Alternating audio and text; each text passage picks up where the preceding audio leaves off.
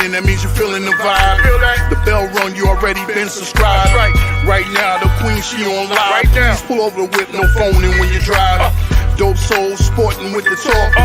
First lady from New York, Brooklyn. All my people, you rocking with the chat. Hit that. The like button would tell me where you at. You know, step from the MBK. Born and raised up MBK. Hey, real lady, where she holding it down. No matter way how you feel, she gon' greet you with a smile. Sister, you one of a kind. Yes. Oh, sister, it's time you That's shine. Dope Soul. Where you at? Where you at? Dope Soul. Where you at? Where you at? Dope Soul. What? Dope Soul. What? Your soul. Where you at? Where you at?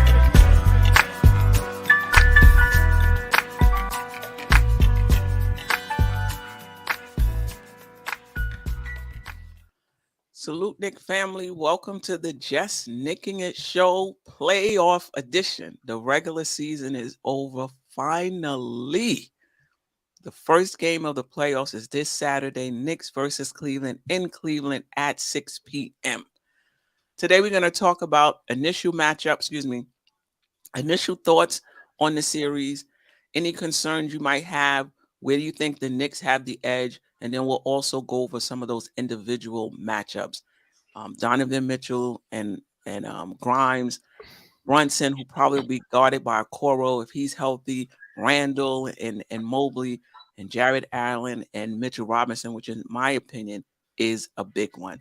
I appreciate everybody that's in the chat already, those that's going to join later, and of course the replay gang. I appreciate you, and I appreciate your comments too. I don't get to them right away, but I do appreciate you leaving the comments. All right, let's bring in Jarrell, Ajay, Stafford Don. There may be others who will join us later, but for right now, this is what we got. How you guys doing? Salute to the chat. Salute panel, salute chat, Knicks Nation. Yeah, Here we man, go. playoff time. Let's go. Yeah. About that time of the year. Yeah, it definitely is. I don't think I don't know if the last time we met, the Knicks still had a game left or something, did they? Yeah, they had two. Yeah, I think we had the Pelicans. All right. So before I get into the playoffs, start talking about the playoffs, let me just get you guys' opinion just on the season itself. You know, what do you think broke right that the Knicks had the season they had? Were you surprised at what the Knicks did? Just a little bit about the season before we get into breaking down the playoffs and the individual matchups. Trav, I'm jealous. You have not come on my show, Delusional Nick. I sent you the link. What's going on? Get him, Queen. Get him. Uh-oh. Well, I guess I'll go first. I'm not totally surprised. You know, the ceiling when we had the floor and ceiling show. Yes. My ceiling was kind of high, but you know, I think maybe the journey was different. Let's just say that.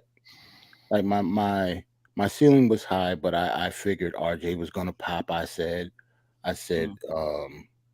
usually we wouldn't have any question marks except for maybe like quickly. I didn't think JB obviously was my point guard. I was always big on him, but I didn't think he was going to turn into what he turned into. Right. To the point that he might be most improved player, like at least top 3 in the league. I didn't know if he was going to do all that, but you know, thank God he did. I think that was the major key of the season, even though RJ obviously had like a lackluster year, but Brunson being who he is kind of I don't know, kind of tampered that down a little bit. It didn't hurt us like it should have. And obviously quickly had a very good year also. Everybody else was pretty much the same. Obviously, Julius Randle had another all-star season. So he had a big comeback. But yeah, I'm not totally surprised, but yeah, the journey was just different for me. Yeah, for sure. All right. Well,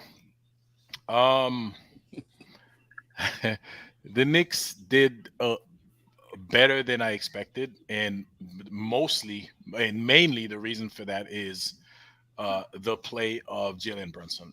I'll admit I was one of the people who thought it was insane to pay JALEN Brunson $100-something million if the team he was playing with, who he's been with all these years, had a hard time giving him 50 or whatever million that he was asking them for.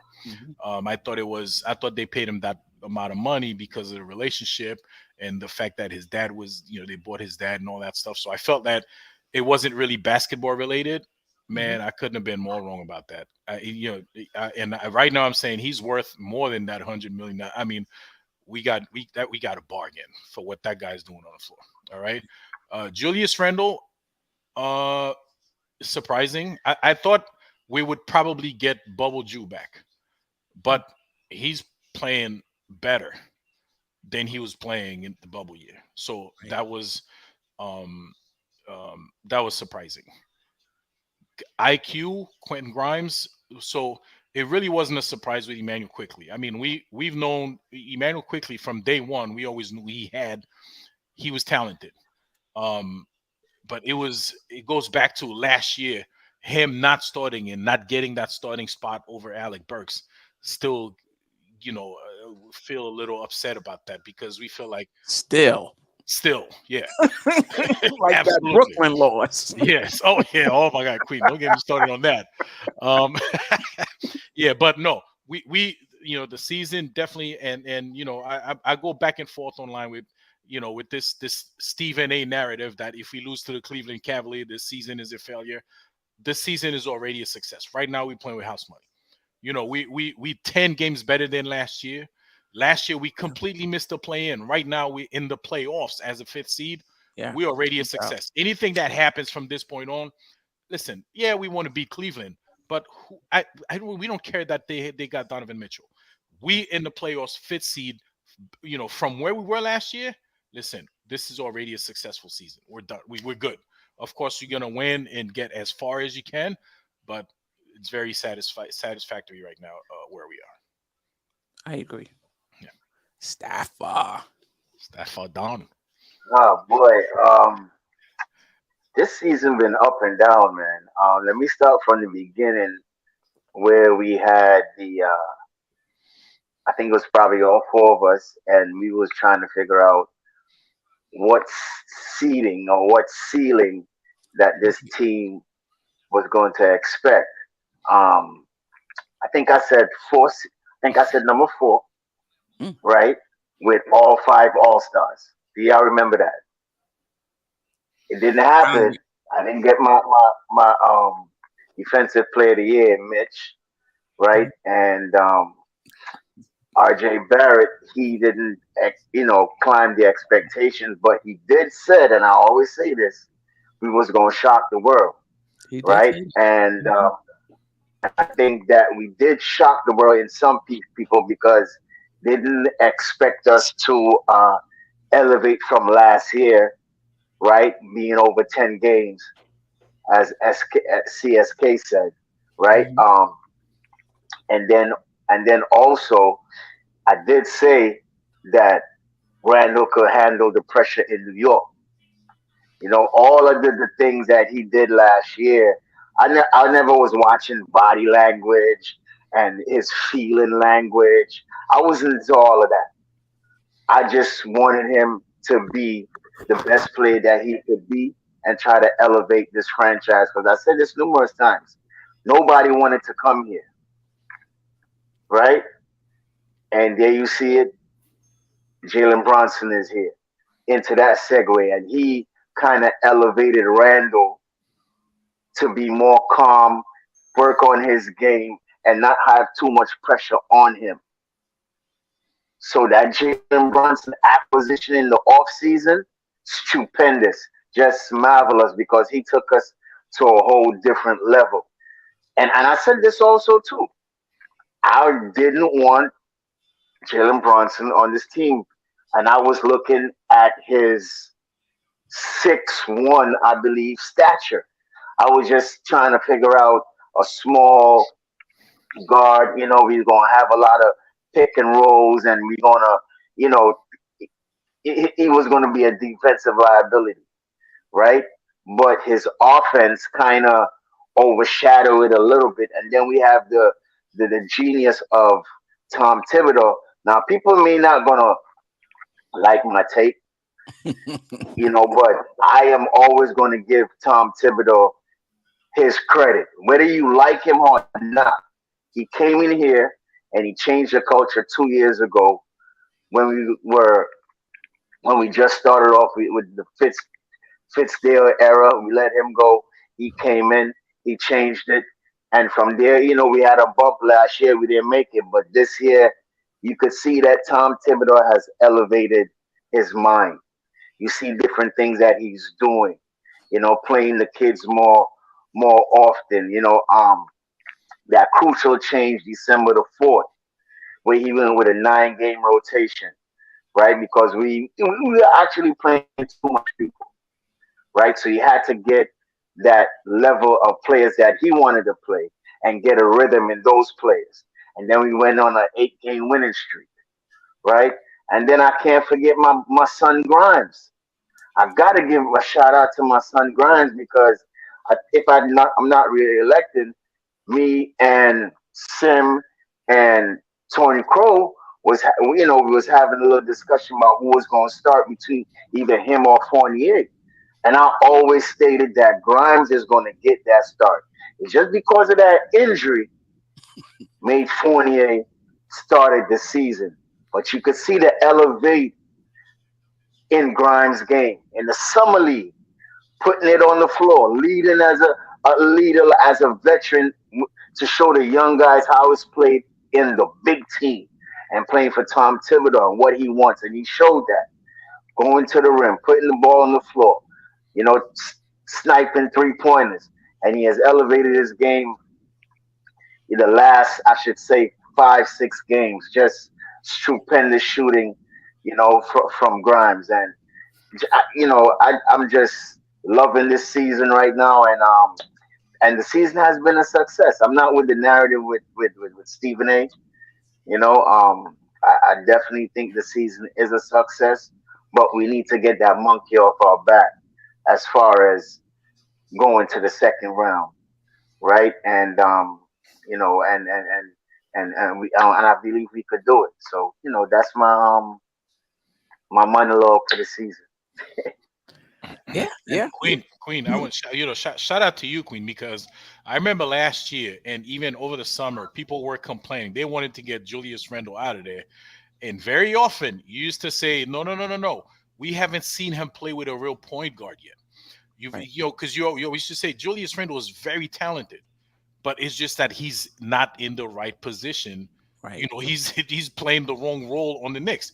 You put him with point guard, you put him as a second or as a 1A, 1B situation, it's going to be a different, and you're right, it's a different Julius Randle because, there is a real point guard there. And not only that, and you have the emergence of IQ and like Stafford just mentioned, Quentin Grimes. I mean, the load is much lighter for him. Right. You know what I'm saying? So, it's been a good season. Yeah. He could just that I thought would be key, and how he rebounded emotionally, just in terms of being able to hone his emotions. Right. That was a big thing, because remember, he's not built for New York. He can't handle it. He did the thumbs down, and the fans came after him, and look at him, he breaking down like he can't handle it. It was like after that, it was like a different. Well, actually, even before that, right? But that just made it worse because the fans came and people were like, I don't know if he's built for New York. I don't know. I said, listen, let him go into the summer and see what you can't just give him away. Where you going to find that type of talent? And there's still, parts of the fan base that says, forget talent, just let him go. But I'm always like, what can you do? Like, he's so talented. Like, what can you do to mitigate the risk? Like, but we'll see. Going into the playoffs, he has a lot of questions to answer as well. But anyway, initial thoughts on this playoff series coming up against the Cleveland Cavaliers, which starts Saturday, 6 p.m. in Cleveland. Man, it's playoff time, man. That's my initial thoughts. Like, this is what we've been waiting all year for. This is what we were starving for last year, and it slipped through our fingers. So I'm excited. Like, we talked about this series. Like, we talked about this series before this series was even cemented in stone.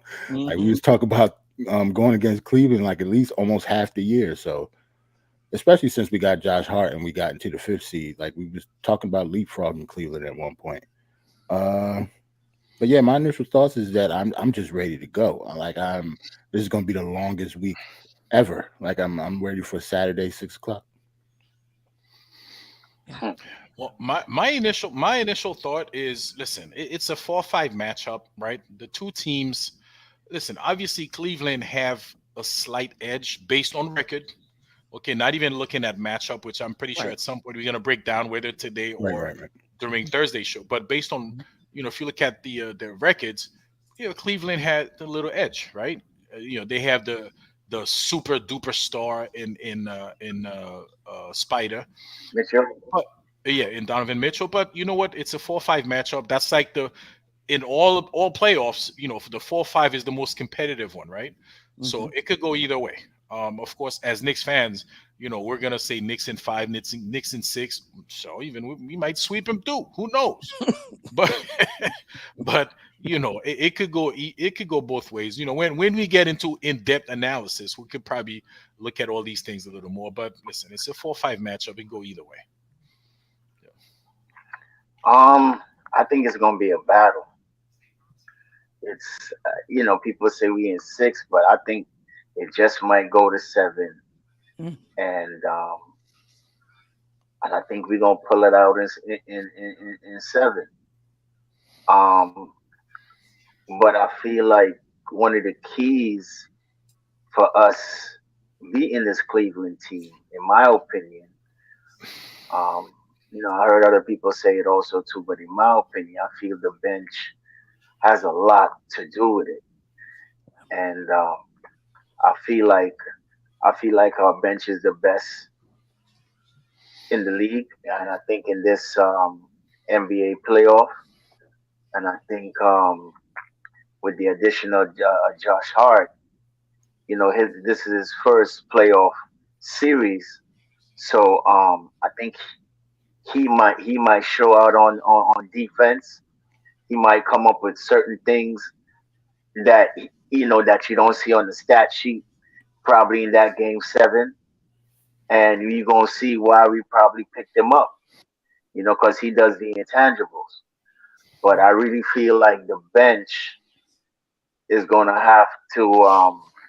I think that's one of the key in this matchup.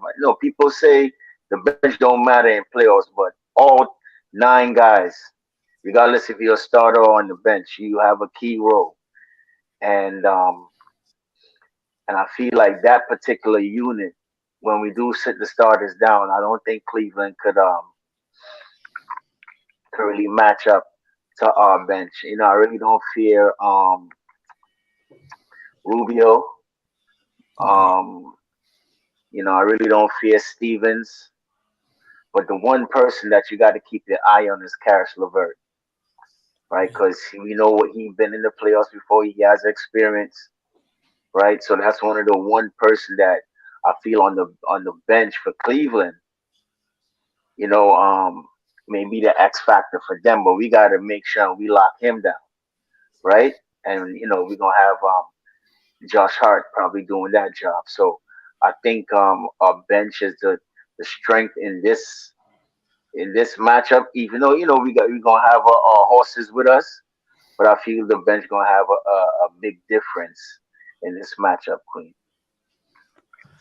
Yeah, I mean, you actually bring us to the next question: where do the Knicks have the edge? And I think the bench is an area in which the Knicks have the edge, particularly how the bench has been playing for us as of late. Now, when you look at just the stats, our bench scores about 29 points a game. Their bench scores about 29 points a game. And I ran it even after the All-Star break. It's still about the same, 29 points a game. But our bench, to me, just seems more dynamic. Right. Like any one of those guys can get you 10, 15, 20 points. I don't know about in the playoffs, but you can get at least 10 points from any one of those guys. Obviously, quickly you can get even more. But you got Hartenstein, you got Josh Hart, you got Quickly out there, you got Obi Toppin, and I'm missing. I think I might be. No, that's it right there. Because Randall, I mean RJ runs. He's a starter that runs With the with second unit, right? yeah, that runs with the second unit. I do think that's the edge. Now Okoro, he's he was injured. I don't know if he'll be back in time. Since the All-Star break, probably not even that. The last 38 games, he's been shooting 44% from three. I mean, like, yeah, and he's not really known, for shooting. So that helps them a little bit. Like you said, Karis LeVert, on any given night, he can really, go off. C.D. Osman, who is this? Is it Stevens? Is it I know Lamar his last name is Osman. I can't Osman? remember But his they have Osman. somebody, I think a Lamar Stevens or something. Like none Oh, of those yeah. guys put any Wade. Mm-hmm. Obviously anybody can get hot on any given night, but most of the people that I've been reading agree the Knicks have the better bench. There's just more power, more offensive firepower on our bench. So for me, that's one of the places where the Knicks have the edge. Anything else sticks out as far as having the edge for the Knicks, or you feel like, yeah, the edge? Well, let's leave it at that. Well, I know you wanted to talk about like scheme and coaching and stuff maybe on Thursday, but yeah, No, you can talk about it today. I was about to say coaching. It should be a one up for us. Like I trust Tibbs more than I trust Bernie Bickerstaff. Yeah, Like, JB Bickerstaff. Yeah, give me Tibbs over Bernie Bickerstaff just because of experience and stuff. Right. I have to agree with Jarrell too. The experience of Tom Thibodeau, and he gonna have those guys ready. I don't know if y'all watched they were available to talk to the media today, Mm-hmm. and he already done say we already dabbling into things already. Getting prepared. So I heard somebody said you give Tom Thibodeau at least a week to prepare for a team, you gonna know that these guys is gonna be ready and have a game plan down for the Cleveland Cavaliers. So I gotta agree with Jarrell. I'm going with Tom in this series right here as the experienced coach, and I think he gonna pull it off. He gonna surprise a lot of people. I mean, yeah. I mean, we'll see. I don't disagree with that, but I will say don't sleep on Bickerstaff as well, and True. he got them playing like '90s basketball. Yeah, their defense is really good. Yeah, playing with two centers. I think what's going to present a challenge for us is they don't give up a lot of threes. Like they really go. I think they're number one or really up there in terms of limiting the amount of threes that the opposition takes, right? And what they do is they try to funnel you into the middle, where you have a Mobley and where you have Jarrett Allen. So this is why when you talk about coaching, this is where it gets really interesting. That's what they like to do, and that's where a lot of our guys, or three of our main guys, like to take their shots. Now, the one thing they will do is they will give up the corner three. They will get, and that's where the Knicks take, out of all of the shots, the 3-pointers the Knicks take, most of their shots is from the corner three. But guys have to be hitting. Right. They're going to get that shot, but they have to be hitting. Stafford? I think one of the next keys to the game, shout out to Jarrell because he loved my boy, Mitch. I think Mitch is going to be very vital in this series too. Because although he's the leading rebounding offensive rebounds, he's going to have a battle with Jarrett Allen. Right? And that's one of those key matchups that I'm looking at. Right? Because you got to remember too, Mitch hand was broken in the Atlanta Hawks series. So this is his first playoff series. So you know he's gonna want to prove something to the fans, probably to himself, and probably to Tom Thibodeau. You know what I mean? That he could be the anchor for this team all year and in the playoffs, and he's ready to go. So I think watch out for Mitch, man. I think this series is big for him too. You know, and I'm rooting for him too. I really am. Yeah, I mean, we'll talk about Mitch. I agree. I agree with you. That's going to be a critical matchup. You know, Jarrett Allen is the better player, in my opinion. I'm not even sure it's close, but I know there's some Mitch fans that will, that will argue that it is. But just because a player is better than you or is having a better season than you, don't mean that they have to outplay you in a particular series. Right. Mitch can step it up and outplay him. We're going to listen, a lot of what we do is scoring off of second chance opportunities.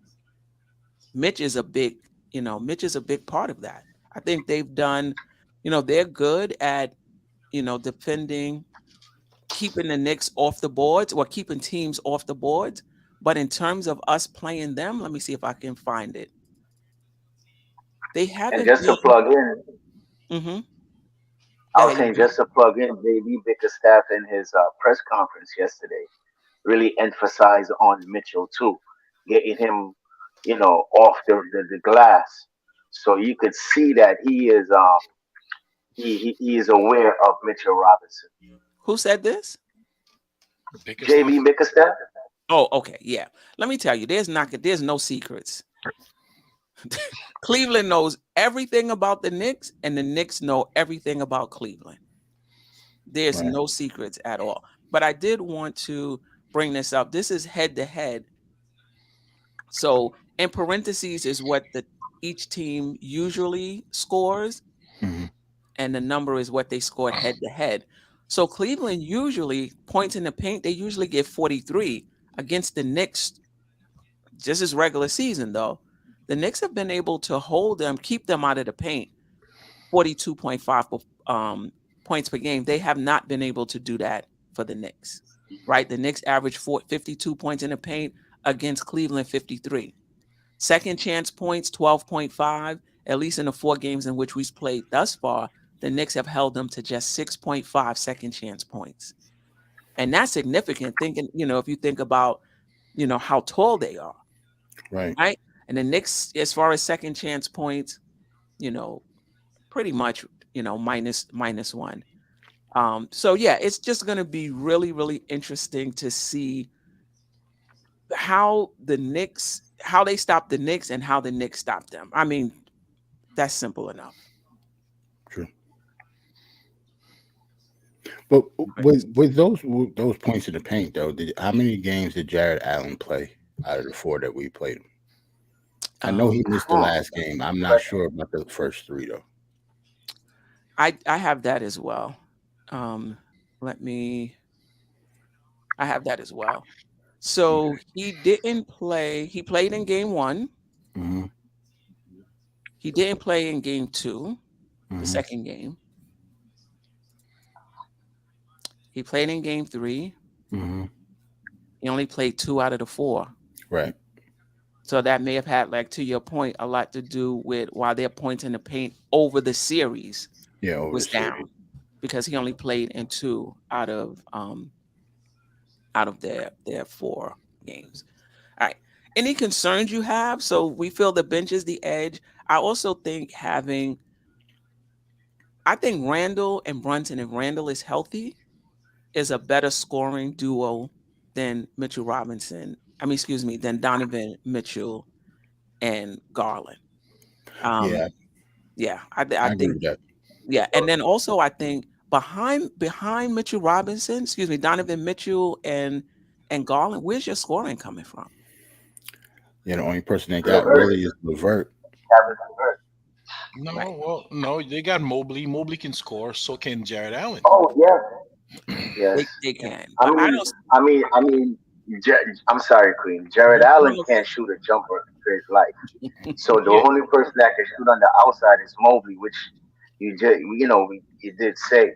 So that's if it's not, as Queen said, Garland and Mitchell, the down the line is going to be Mobley, then Karis LeVert. So those are the other two guys that is a score. And then after, you want to still watch Osman because he could shoot out from the three.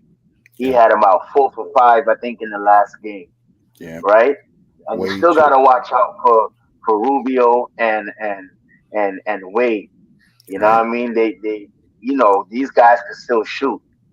So, as long as we get them out of rhythm, out of their game, I think we good. Well, not only that, but you also have guys who are really good for nothing except for when you play the Knicks. You have Danny Green could be on crutches. He plays for the Knicks. He'll score 25 points out of nowhere. Ricky Rubio had his career high against the Knicks. Right. I mean, these guys are in basketball years. They're like 80 years old. They can't do anything, but then they always get up for the Knicks.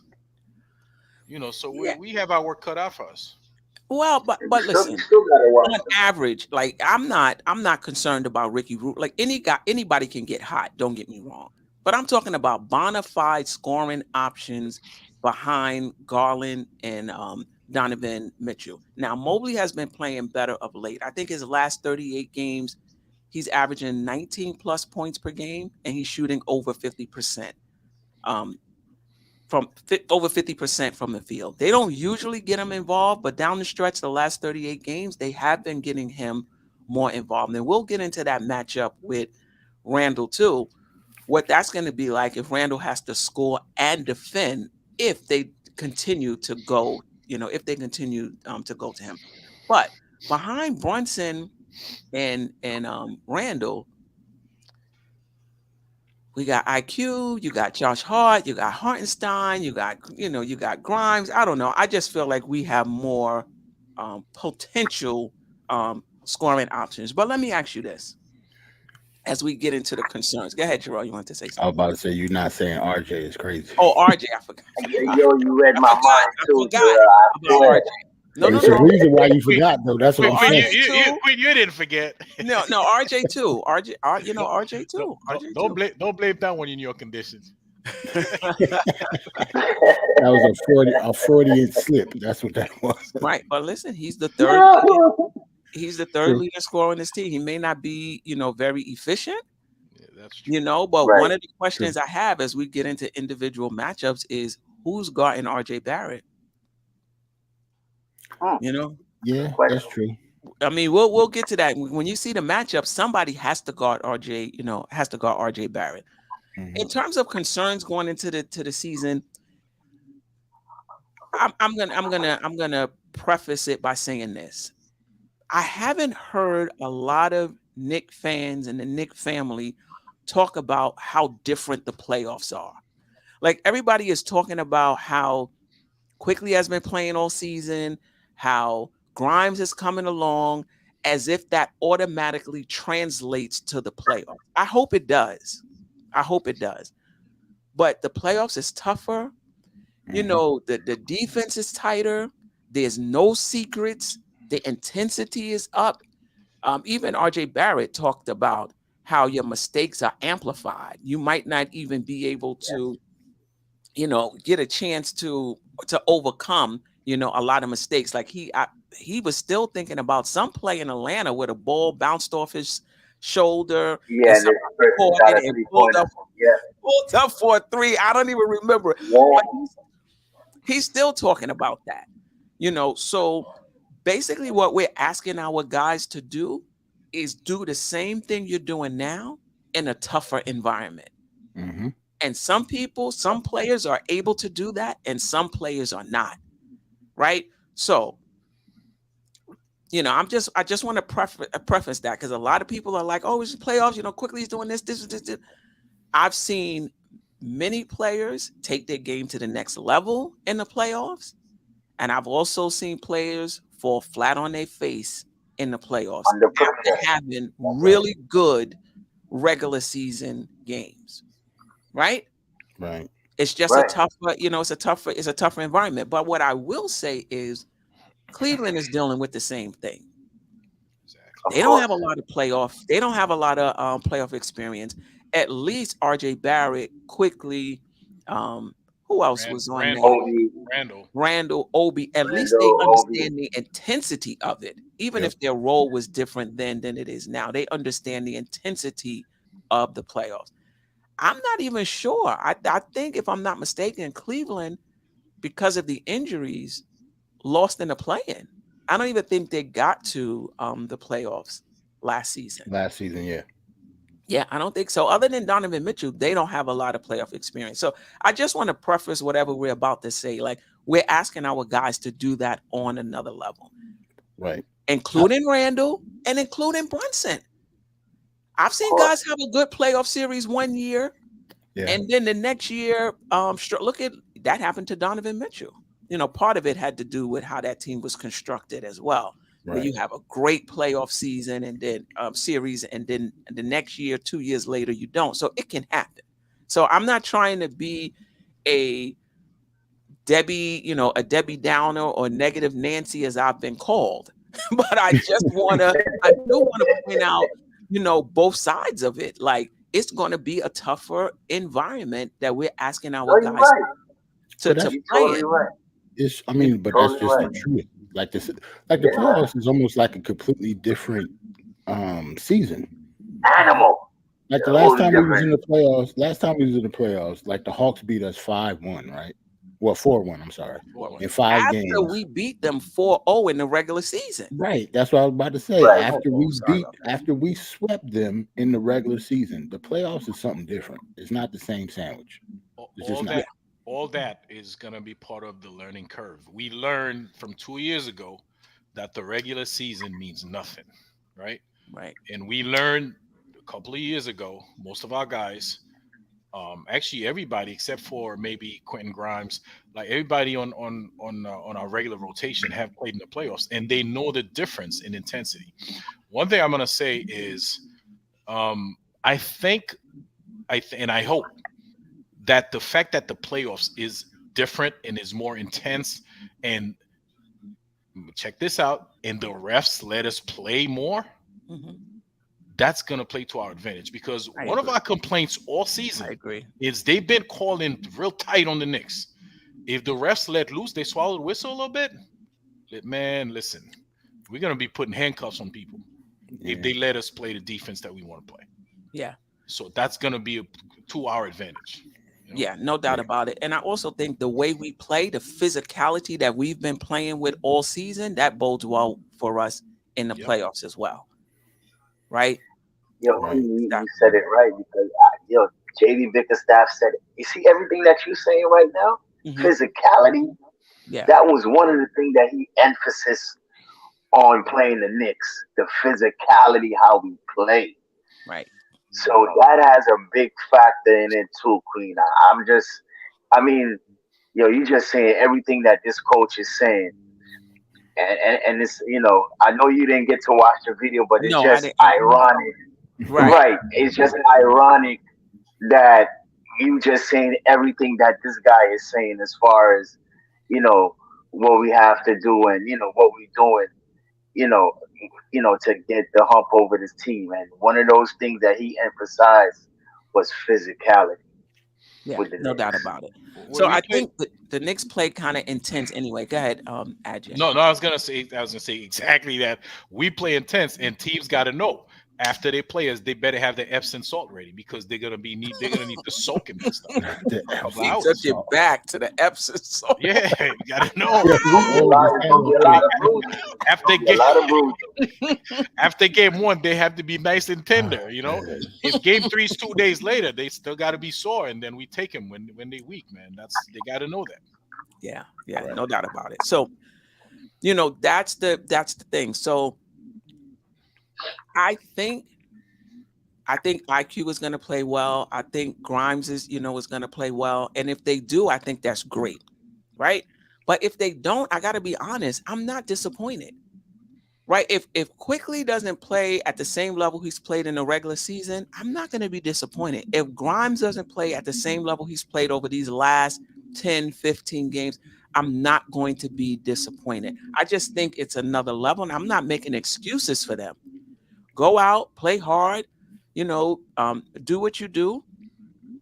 But for some people, they got to go to the playoffs. Some players, they got to go to the playoffs a few times before they found their footing. I've seen that with Paul George. I've seen that with a few stars in this league.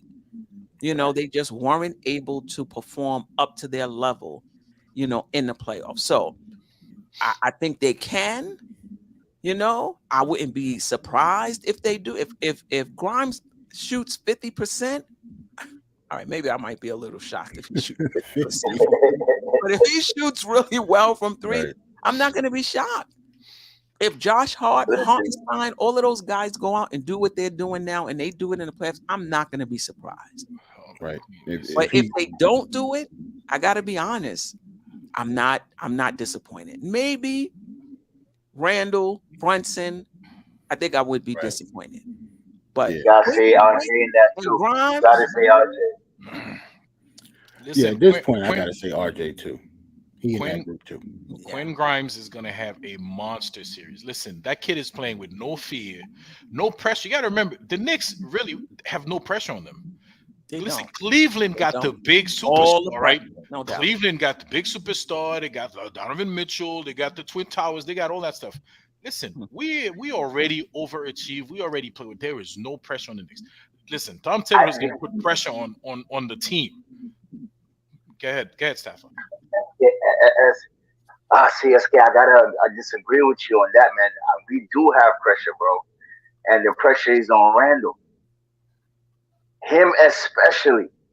You see, if we don't know what kind of Randle it is we going into the series with, and he don't play well, listen, we're gonna go back all the way to the first playoff series where they're gonna be saying he can't handle the pressure, he can't do this, and he can't show up in big time. You even hear Stephen A say it, and all the fans say it too, probably even me, that in certain situations Julius Randle gets rattled, and sometimes he can't make the right decision. So what's the best thing to do? Have the ball in JALEN Brunson's hand, right?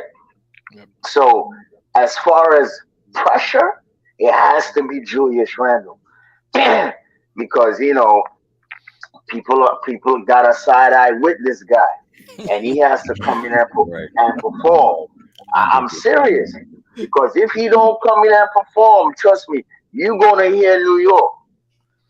Okay, at this point, you got to think about, like, Randall's been here for a few years now. At this point, I understand pressure, but I think at this point, everybody who plays for the Knicks is used to it by now. At least they should be, unless you're like a rookie or something like that. But even Grimes has been on this team 2 years. He understands the pressure of putting that jersey on. No, but Jarrell, you just said it before. This is a different animal. This is not the regular season. Yeah, but he failed in the playoffs before. This is for the marbles right here, bro. Yeah. This is for the marbles, and you want to perform. As Queen always said, the stars come out in the playoffs. Right. You understand what I mean? And we need these guys to shine, especially him. Yeah, I agree, but I get the pressure on Randle. But I mean, as far as the Knicks as a team, I don't know if there's any shame if the Knicks lose in the first round. Now, I will say that we're closer. It's not like we're playing Philly or Milwaukee. I think the Knicks have a good shot. I'm not going to say this is a 50-50 series. I'm not going to say this is a toss-up. Cleveland is the favorite, but it's like a 45. It's like a 45-55 series. Like the Knicks are, the Knicks are right there. Jarrell, you going to say something? I was going to say, with that being said, though, I would be really, really disappointed if we lost in the first round of them, though. Really? Right. I think maybe because of the way that we're playing and the way that they're playing, and they got a couple injuries over there. Jarrett Allen is just coming back. We got Julius Randle just coming back with us. Like, we going to do predictions and stuff. Like, I don't got this going 7, but I don't usually do like the homer pick like that. But it's just that I got a feeling about this particular series. I'm not as worried as I once was. Let's just say that. Right. I want to say something real quick about Julius Randle. One thing we know about Julius Randle, he likes to come back and prove people wrong. Actually, Jalen Brunson likes to do that also. Not come back. Jalen Brunson likes to prove people wrong. But Julius Randle, like throughout his career, like he'll go and then come back better. He'll go and come back better. That's what he does. In my opinion, he couldn't wait to get in the playoffs to prove that he belongs, that he deserves to be in the playoffs. He's going to have a very good series. I think maybe that's why he kind of broke last year, because he kind of saw it wasn't going to happen. Yeah. And then after that, that's when he kind of like unraveled a little bit. Yeah. Like he wasn't going to have a chance to go back, you know? Right. Now he's got a chance to go back, man. I think he waited 2 years for this. He's not gonna squander that opportunity. I don't think. Right. No, I agree with you. But I don't really see it. I don't see the pressure on the team. But I hear what you're saying as far as the fans is concerned in Randle. Yeah, the pressure, the fans. There's some fans waiting with bated breath, for him not to do well, so that they can, talk about how he's a loser. You can't win with this guy. He's not he can't be the best player on your team. So I think I get what you're saying. Pressure as far as the fan base is concerned. And he might be putting pressure on himself, right? Because of the way, depending on how he interpreted the loss, is he saying it was his fault and now he got to do better? Or is he saying, nah, that was just we lost because of the team, not just because of me. Who knows how he interpreted it.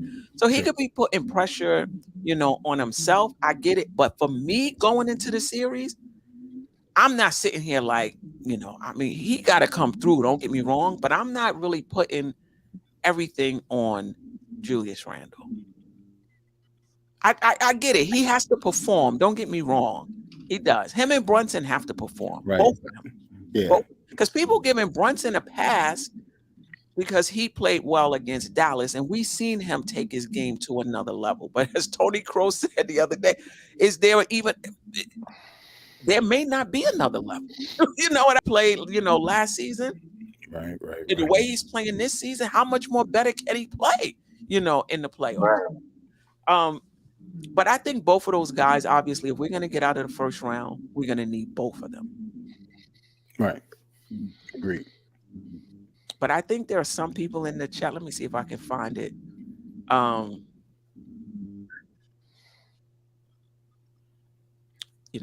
people like white money. I'm going out on a limb and saying that Randle will continue his redemption season and play well.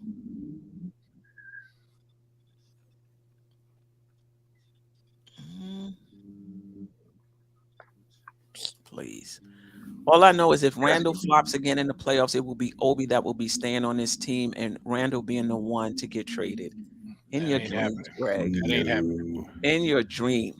Ain't happening. Nah. And Kevin Bergen, no way Randle has more pressure than Mitchell. I disagree. I think Spider got pressure. I was about to say, does he have pressure on, pressure on him? I mean, he traded to go to Cleveland. Cleveland, right. the whole team. Like, remember, they got the superstar. They got the guy who was coveted by everybody. They got him. They got to perform. They have to perform. They have to beat the Knicks. They have to go to the next round. I mean, the next round obviously is going to be the Milwaukee Bucks. So there's not much you could do there. But CSK, you don't think he has that? Don't think he still got that sour taste from Bronson last year? Yes. Well, yeah, but what does that do? I mean, he's had it all last month. I'm about to say last week. Last game, he was at the podium looking sad because Jalen Brunson did what he did, man. And think about it. I mean, listen, Donovan Mitchell came in that game to bury the Knicks, right? I mean, he had a monster from the locker room. He was from hot. the locker room, right? But Jalen Brunson wouldn't let that happen. So, like, I mean, if I'm him, I'm taking that personal. So yes, it's pressure on him. It's pressure because you know what that, like, no matter you score 42 points, this guy comes out of nowhere, score like, what is he, 49 points he had, and he just wouldn't let the team lose. You know, that puts a lot of pressure, and it plays with your psyche also, you know. So yeah, because you got to think about with the narrative that, like, if we lose to Donovan Mitchell, it's a killer season for us. Like, everything is tarnished after that. Nobody talks about, like, if Cleveland lose to us and they're the ones who got the trade off, like, what kind of season did they have if they're the ones who got Donovan Mitchell and lost to us? Like, that narrative isn't going around for some reason. And Jarrell, remember when that trade just happened, everybody portrayed the Knicks as such a loser organization. Oh, they couldn't even pull that trade, you know, Cleveland got. And then in the end, we like right there with them. Day 4, we're 5. Yeah, and I think after the All-Star break, they were 13-8, and we were 14-8, or vice versa. I mean, really close. Yeah, you know, after the break, and Randle missed 5 games. And Brunson missed some too. Yeah. Brunson missed like 2 weeks. Yeah. Brunson should be nice and rested. You know. Yep. No excuses for him. Another thing too, I didn't mention about the season and Coach Thibodeau. How many injuries did we go through and we thought that we was going down? Especially when Mitch went down. Oh yeah. Right. That is true. Guilty. When Mitch went down, I was like, oh boy. Because at the time, iHeart wasn't playing like he's been playing now. That's true. Listen, man. I was one of them. That's what I'm saying. This season was up and down, bro. You know, and then after we survived, especially when he went on that West Coast trip, not winning in Denver for how long, not winning in Utah for how long. Yeah, I think we swept that. That whole West Coast. I'm not sure, but I think we did.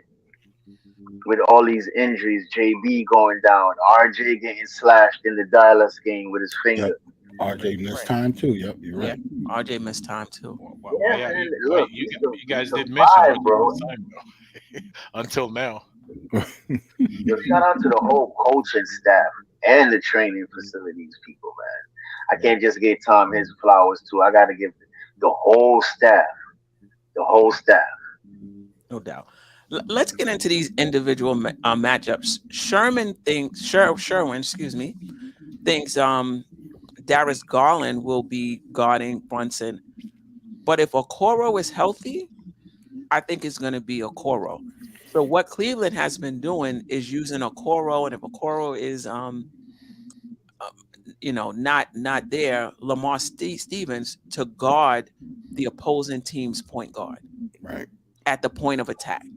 Right. And Okoro did a good job, on a decent job on Brunson. Just your thoughts on that matchup if Okoro is able to go, because the Okoro Brunson matchup and the Grimes Mitchell matchup is going to be pivotal. Like, if you think about football, the quarterbacks don't play each other, right? But that quarterback is trying to do better against their defense than the other quarterback, right? And that's kind of, what's going to happen. Like, can Brunson be better against Okoro than Mitchell can be against Grimes? Right. That's because they're not going to play each other head to head.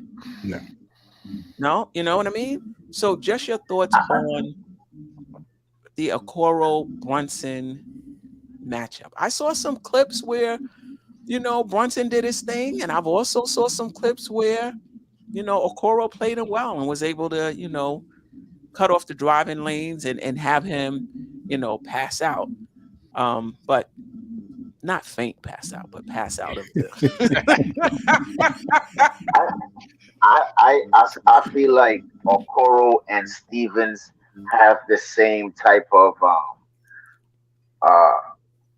body, if you want to say.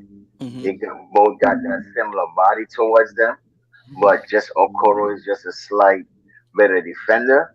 Mm-hmm. And if you watch the game when Bronson put 48, he was cooking Stevens. he was giving him the business. So I feel like there's gonna be some times, as what you just said, Queen, that Okoro gonna make him pass out the ball, but I still feel like, and we have seen it also too, Queen. How many times that we say length don't matter with this guy? How many times? And it's some of the best wing defenders that be guarding him. So I don't care if it's Okoro, I don't care if it's Stevens. I think he gonna cook both of them. Both of them. So, I mean, it's gonna be tough. Brunson is not gonna get how I want to say it. Not every possession is gonna be him cooking him. But best believe Okoro and Stevens gonna get cooked. Big time. Yeah, I don't even know if I should answer this question. Like, it's not a person they can suit up that is not going to be cooked by Jalen Brunson, I don't think. A fresh Jalen Brunson who hasn't been playing for the past week, nah, man. Bring Mark Price, bring Craig Elo. But does he have to? Does he have to shut him down? Like, what if he just makes Brunson have to work for every shot? Here's my take on these one-on-one matchups. Right, the way the game is played today, they're not as vital as 20 years ago, right? Because if you watch the game now, all they have to do is set a pick and switch. So they go after the matchup they want. Right. I mean, one pick, two, like sometimes, 2-3 picks until you get the guy you want, and then you start running from there. Right.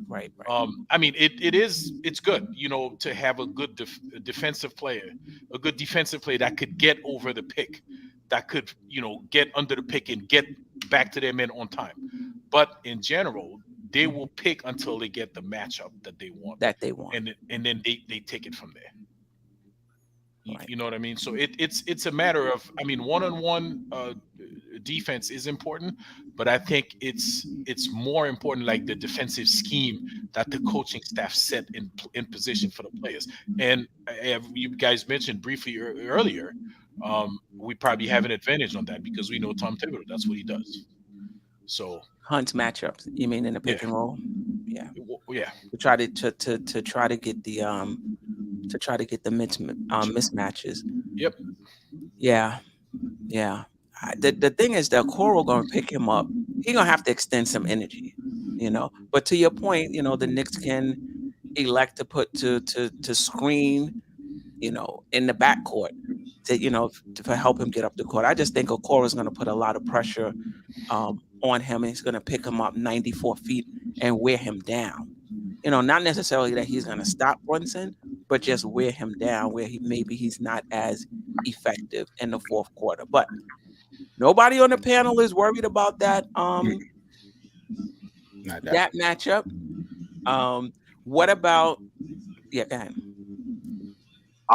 Remember early in the season I mentioned to you that instead of having JB bring up the ball, that we could do something different, and I mentioned IQ.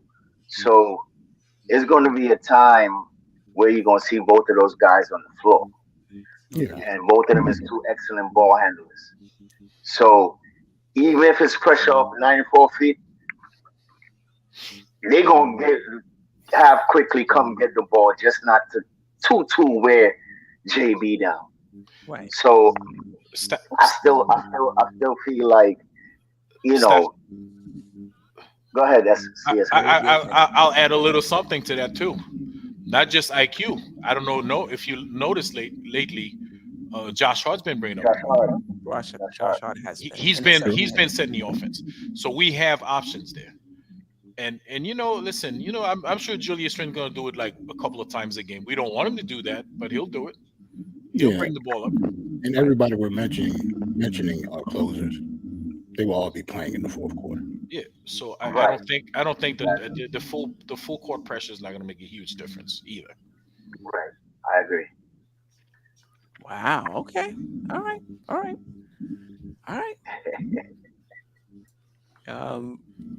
Queen, you got a confident bunch over here, man. We listen. This thing is in the books already. If you ask us.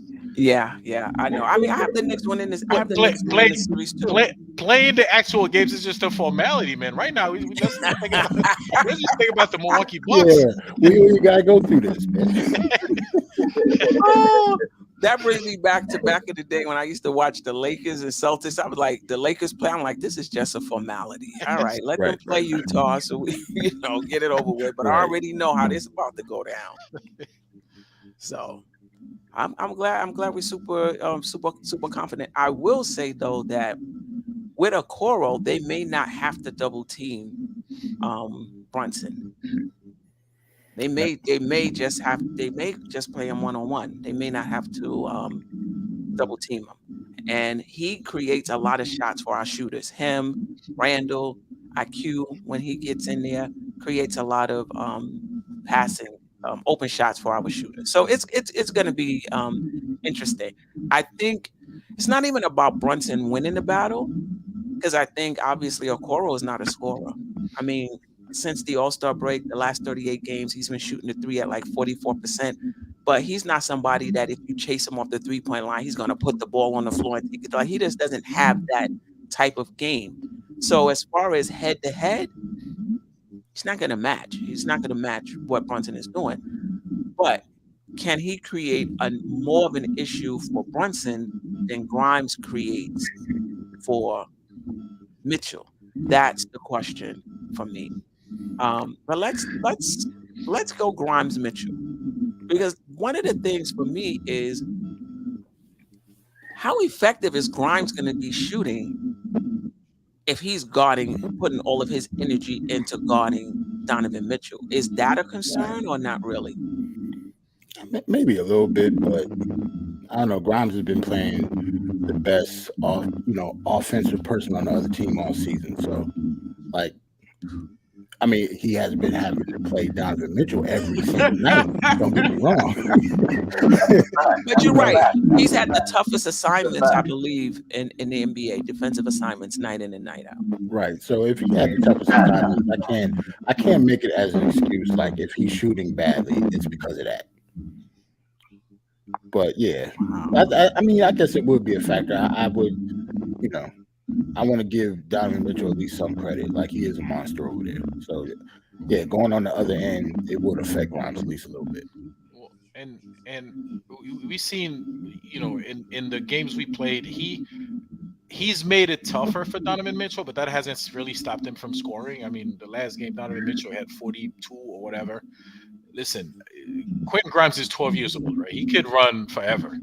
He won't be tired. Okay, I think he'll be just fine. Somebody's mic is messed up. We're getting some feedback. Yeah, I hear something. I hear rumbling also. Is that my mic? Hold on. Is it better? Yes. Nah, I still hear it. Nah, I still hear it. Maybe somebody have their speaker up. Yeah, it's somebody we're hearing. So the podcast is coming through the speaker. I don't know. No, I don't have anything going on. So something stopped. No, It didn't stop. Let me just see. We gotta go around and mute everybody's mic. Let's see.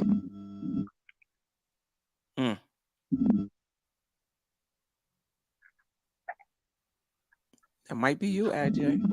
No, it's still coming through. All right, might be me. Let's see.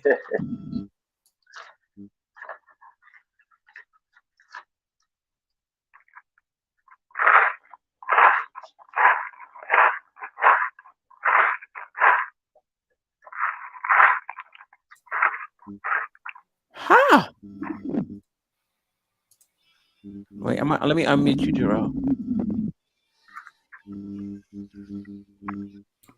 Oh, he muted. Somebody. Yeah, I muted myself. I can't hear you, Jarrell. Oh, you can't hear me now? I hear him. I hear Jarrell. I hear Jarrell too. Yeah. It's always got to be technical difficulties, man. Yeah, but it's coming back. I don't know why. I think it might be me. Like, all of a sudden, like, nobody touched nothing. for real. Just sit there talking. All of a sudden, the machines want to do what they want to do. It's getting close to that time, Jarrell. That's what. Right. That's what it is. 11 o'clock. That's what it is. Almost. But it keep going. Yeah, I don't know what that is.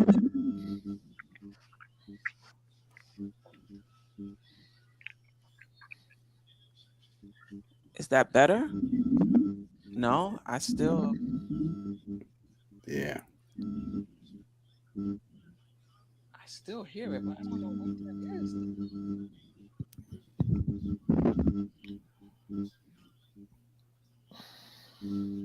I don't know. Does the chat hear anything? Yeah, that's what somebody in the chat said. Somebody said that's the ghost of Dr. Mitchell. That's the ghost of Dr. Mitchell. The trade of Crystal Path. Yeah, it is. Yeah, I think it sounds like maybe like a mic cord is loose, or no, it's the actual. What we're saying is coming through the speaker and back on the mic. I'm surprised it's not doing a feedback. It's just we're playing it. No, but that's what I'm saying. To me, I hear a little feedback. It's not just like I see back. like some scratchy. All right, well, sound, and like a little buzzing sound too.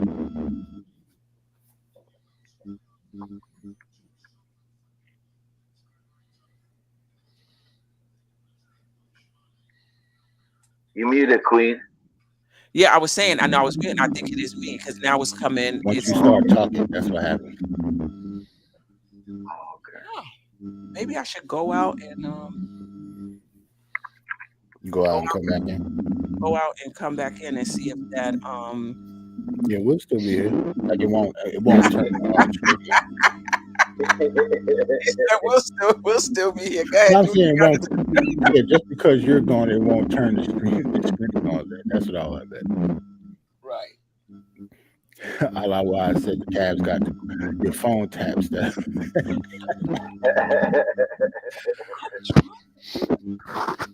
They got the Cleveland CIA on her.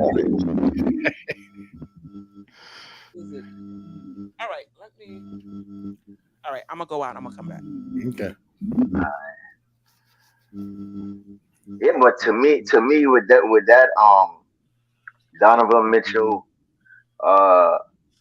Grimes, I think Grimes could just contain him, man, to his best to his ability, because there's no way that he's gonna stop Donovan. You know what's crazy? That sound is not Steph. I hear it. I can still hear it too. Yeah, it's not Steph.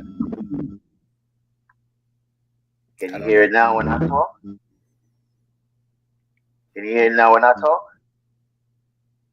Jarrell? Nah, now it's off. Oh, Jarrell, I think it's you, man. Nah, I already have muted my mic. Mute your. Let me. No, I can still hear it. What the hell? Yeah, it could be you, bro. It could be you. Let me mute my mic. Yeah, everybody mute their mic list. All right. I think it's Stafford. Oh, it's Stafford. Yeah, because see, right now we don't hear it. We don't hear it at all. Yeah, I think it's Stafford.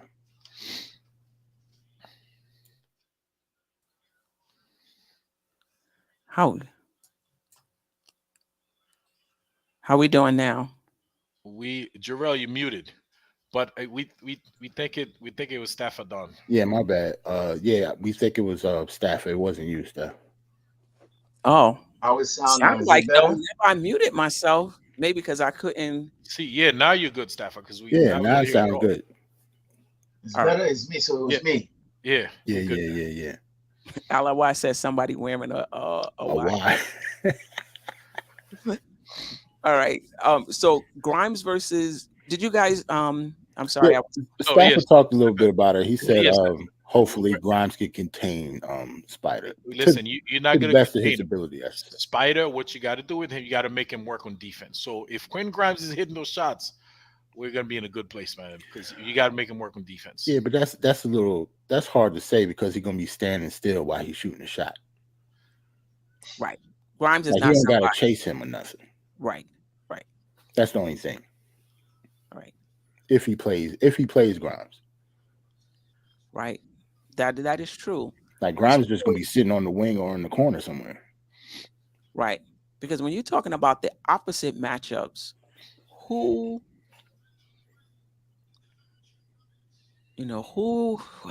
guarding Grimes? You're probably gonna put, if you got a Coro on Brunson, maybe you do put Mitchell, but then who you putting on RJ? That's you have a slide with the starting five for both teams. You probably get a better idea of who's matching up who. I just thought about Spider will have to play RJ, not Grimes. Garland will have to be on Grimes because they're not going to put Garland on RJ. He's too small. He's definitely too small. Spider's too small too. Nah, like all 6'1" ain't created equal though. That's not the same type of 6 foot though. Like I will put, even though they're around the same height, like Donovan Mitchell plays 6 inches taller than what he is. Really, I don't think there was a game in which our starters played against. Maybe that's the closest, but here is Jericho Sims instead of instead of Mitch. Definitely the last game, somebody was always hurt. Somebody was always hurt. The second game, I think you just had it. There's people hurt on their side though. Yeah.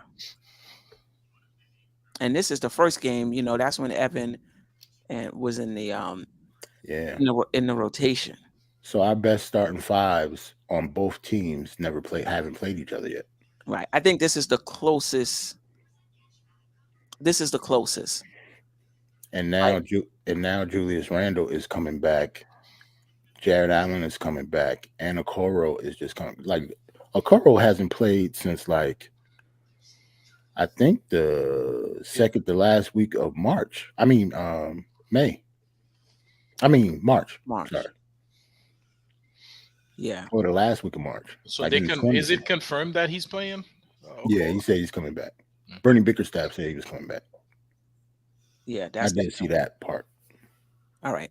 Let's move on to the Randle Mobley.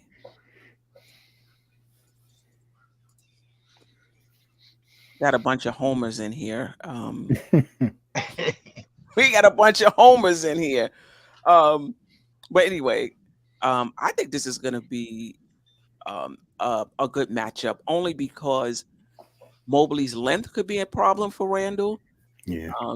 He moves his feet pretty well. He's pretty good in the pick and roll defense. Also, this is like bully ball, which is Randle, bully ball against somebody who's up and coming. Like I said, the last 38 games of the season, he's averaging over 19 points, shooting over 50% from the field. And Randle, we don't even know if Randle's 100%. Right. If he's this could swing the series. If Randle is not 100% and Mobley is able to, make it hard for Randle to score, and if he's putting up 19, that could swing the series right there. That could be the difference. Yeah, that's true. Let me ask a question because I don't watch a whole lot of Cavaliers game. How is Mobley's perimeter defense? Is he more like excellent? Yeah. Yeah, he's one of the most versatile defenders in the league. Yeah, that could be a problem. I mean, it could be a problem, but the times that they have played each other, I don't know, as much as I like Evan Mobley and his defensive versatility, I still don't think he can guard Julius Randle one-on-one for a whole, NBA game and hold him to under 20 points or anything like that. I think it's like a Donovan Mitchell situation. I got to respect Julius Randle, at least for this year. I don't think anybody can guard him one-on-one. I don't think it's a player in this league, maybe Giannis or somebody like that. It will have to be somebody big, long, and just as fast as him. Even though I praise Evan Mobley for his versatility and how good he is on defense, he can't play Julius Randle one-on-one either. He's going to need help too. I think that outside shot for Randle is going to be pivotal. Right. If he hit that, it's over. Like for me. Yeah, like, I think once he start hitting those threes and having Mobley come out to the perimeter, is gonna have the people who love drive to the paint. No. Be more. You know. No, Stafford, you still got Yeah, I know you Jarrett still Allen got in Jared there. Allen, but still, it's still gonna open lanes for quickly. Um. Who else is there? Brunson. They gonna still get their shot because you remember these guys love physicality too. So they'll go ahead in there with trees and all and still try to get to the line. Right. So I feel like once Randall start hitting those, because I don't think Moby like physicality either. I don't think he gonna like a nice slice of elbow to his ribs from Julius most nights. That's You what know what I mean? that's what I'm talking about. That's what I'm talking about. That shoulder that he got when he dipped. So, I know he's gonna bruise him down as far as posting him up, but you see that outside shot is pivotal for Randall in this matchup. I definitely agree with that. I'm telling you, man, get him nice and tender. Warm up their ribs. Trying to tell you. Yeah. Greg said he doesn't know why it took us so long to figure out it was. Hey man, that's how it be. You should see us like when we like not on camera, yo. Like there's always technical difficulties when it comes to shows, man. You don't know what's happening until you got to figure it out. Yeah. No doubt about it. Let's move to Mitchell Robinson and Jarrett Allen. Do I have that? Yeah.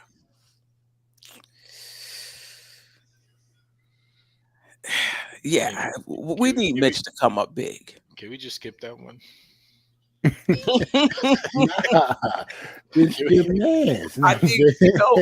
I do think Allen has the edge, but he has the edge. But that doesn't mean, that Robinson can't step his game up. Right. I'm not even talking about in terms of points. I'm just talking in terms of defense. They both average about 9-10 rebounds a game, blocks 1.8, 1.2. Like that. That's just the statistical stuff. Right. Mitchell Robinson needs to make sure Jarrett Allen is not getting second and third opportunities at the basket. And Jarrett Allen is going to be doing the same thing with Mitch, making sure Mitch doesn't get second and third opportunities at the basket. The thing about us is not a huge portion, but a good part of our offense is based on second chance points. It's an important part of what we do. And it's not just Mitch, but he's a big part of it. Right. I think if Mitch can't neutralize Jarrett Allen and Jarrett Allen averages above what he used to, it's going to make it hard. Like that, to me, that's one of the keys to this game. How are we going to neutralize their bigs? If their bigs go to town on us offensively and defensively, like they play great defensively and stop us, and then they're scoring offensively, that's going to make it hard for the Knicks. Right. So Isaiah Hartenstein, Mitchell Robinson at that center position have to neutralize those guys. Those guys can't be all over the place. Like he's averaging 14 points at the end of the game. He got 20 points and 14 rebounds. Right? That's on our centers and vice versa. If Mitch comes out of there with the game he had the other night, 12 points, 14 rebounds, and 7 blocks, they losing. Right. I just think pick and roll. This pick and roll defense got to be good too, because Jarrett Allen and Garland love running that pick and roll, and that's how I feel Allen get most of his points too. Not only just putbacks, but if you really watch some of our games, I think it was the first game, they was running the pick and roll, and Jarrett Allen was getting in. So that's one of the factors too. Robinson got to make sure his pick and roll defense is good to neutralize Jarrett Allen also too, Queen. So right. I think that's a key factor also too. And I'm not sure about Jarrett Allen, but I know Mobley is good in the pick and roll defense, right? And Cleveland plays out of the 6 teams that made it to the playoffs. They played the #1 team in terms of running pick and roll offense, that high pick and roll throughout the season. Yep. They were 4th in the league pick and roll offense. That's what they do. That's their offense, high pick and roll. Mitch is somebody who, he's in drop coverage. Right. We might see more of Hartenstein. Yep.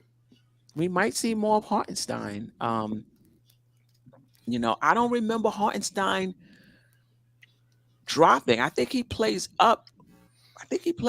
A little bit more than Mitch. But this is a good matchup. And Sherwin, I would love for you to call into the show.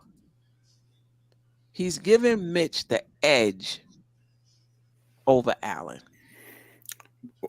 Yeah, for what reason? Yeah, I know you like it. Flash the number. Let them, Yeah, I wasn't gonna forget about the call, and I figured you was gonna do that towards the end of the show. Yeah. Like once you got all the matchups. No, I need you to remind me to set it up, but it's set up. But it's set up. I set it up. That's crazy. I am interested, Sherwin, in why do you think Mitchell Robinson has the edge? And anybody else who want to call in and comment on what did we do so far? We did Randle and Mobley, Mitch and Allen, Grimes and Donovan Mitchell, Brunson, and Okoro. Because everybody on the panel thinks the Knicks are going to win every matchup. The Knicks is winning this series in 4. Because everybody is basically saying right. the Knicks are going to win every matchup. No way. Like I obviously don't think the Donovan Mitchell Grimes matchup definitely is not in our favor. Neither is the Allen and Mitchell Robinson. But I don't know the other 3 though. I don't know about that stuff. I guess it depends on RJ Barrett and how he plays. But I feel good about the other matchups though. Yeah, I mean, we didn't even get into like who would be guarding RJ Barrett.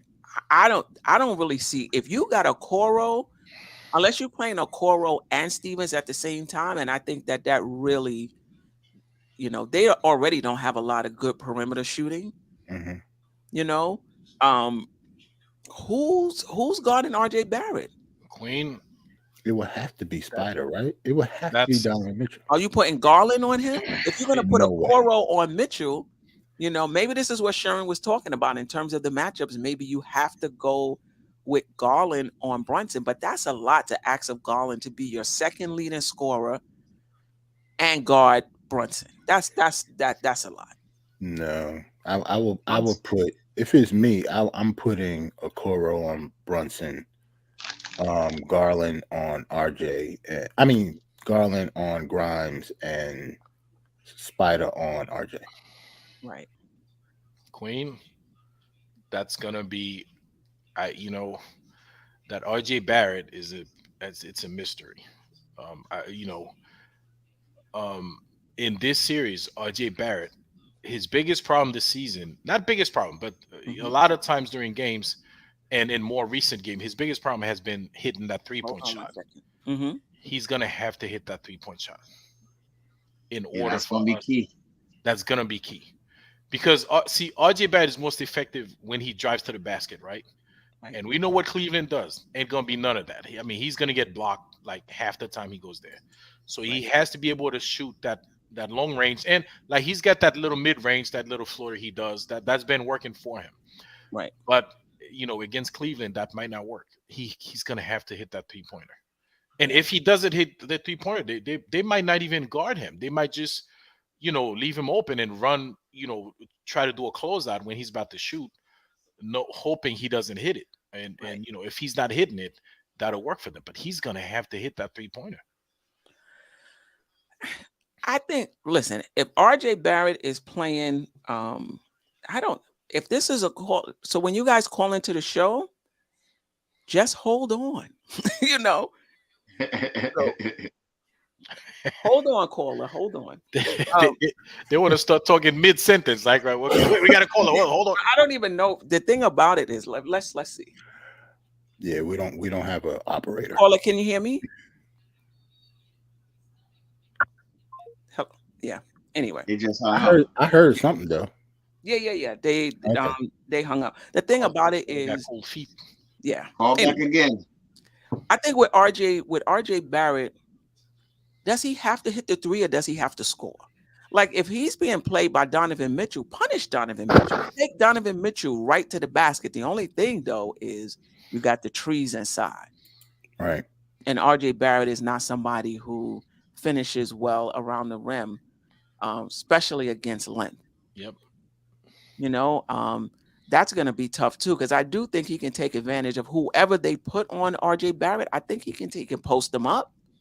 He could take them to the rack. Like I don't see anybody on that team strong enough to keep RJ Barrett out the key.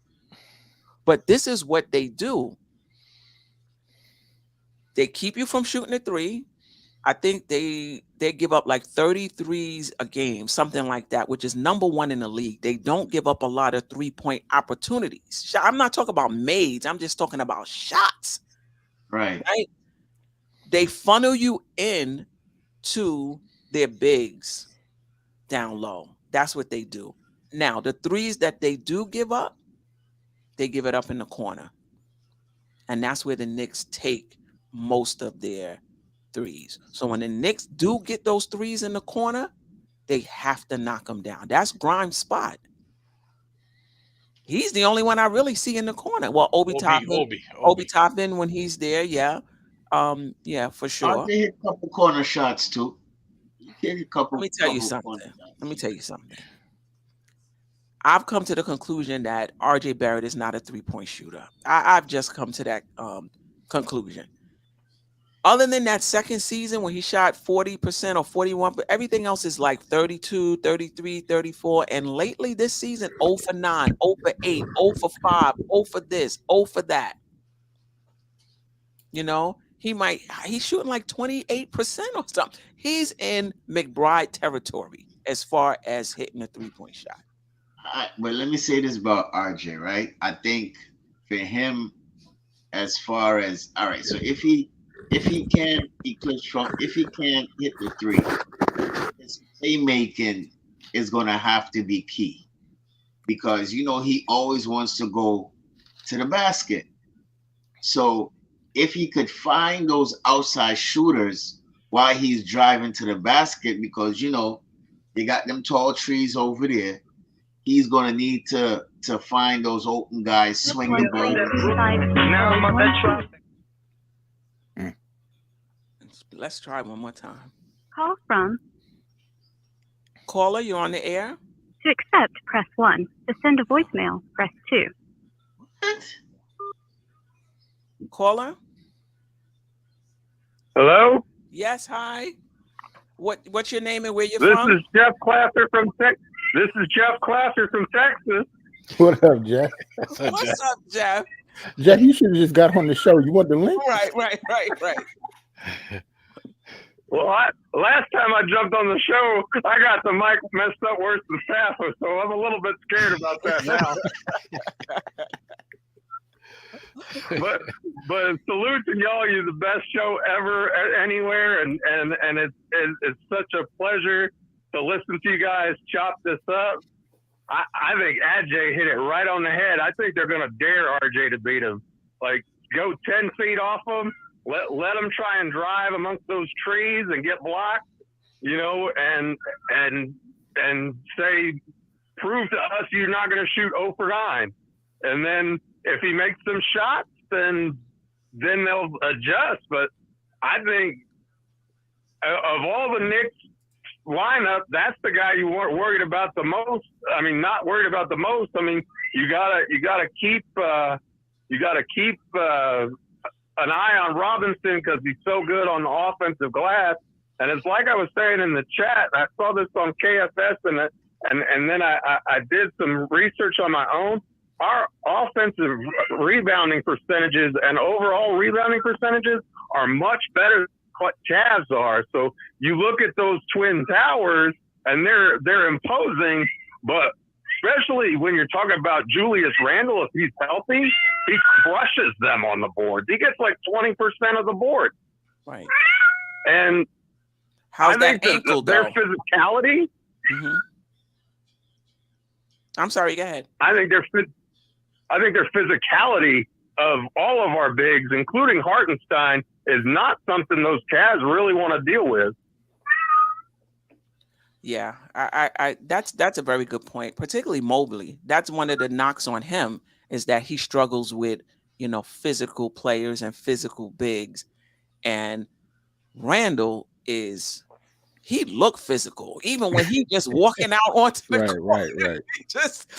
He looks physical, So yeah, I think that's going to be interesting. But those big guys underneath Mitch and Ihart, they gotta, they're gonna have to. And listen, you don't have to outplay them, but make it even.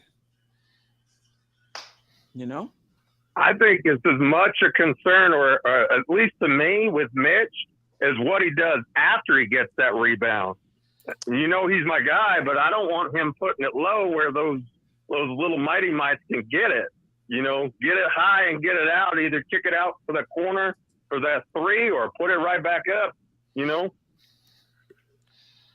Yeah. Well, yeah, it's going to be interesting.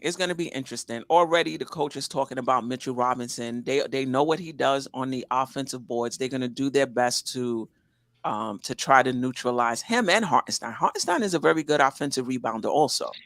So they're going to do their best to limit the offensive rebounds, limit the second chance points. That's going to be interesting to see how that battle goes, because I think they're pretty even.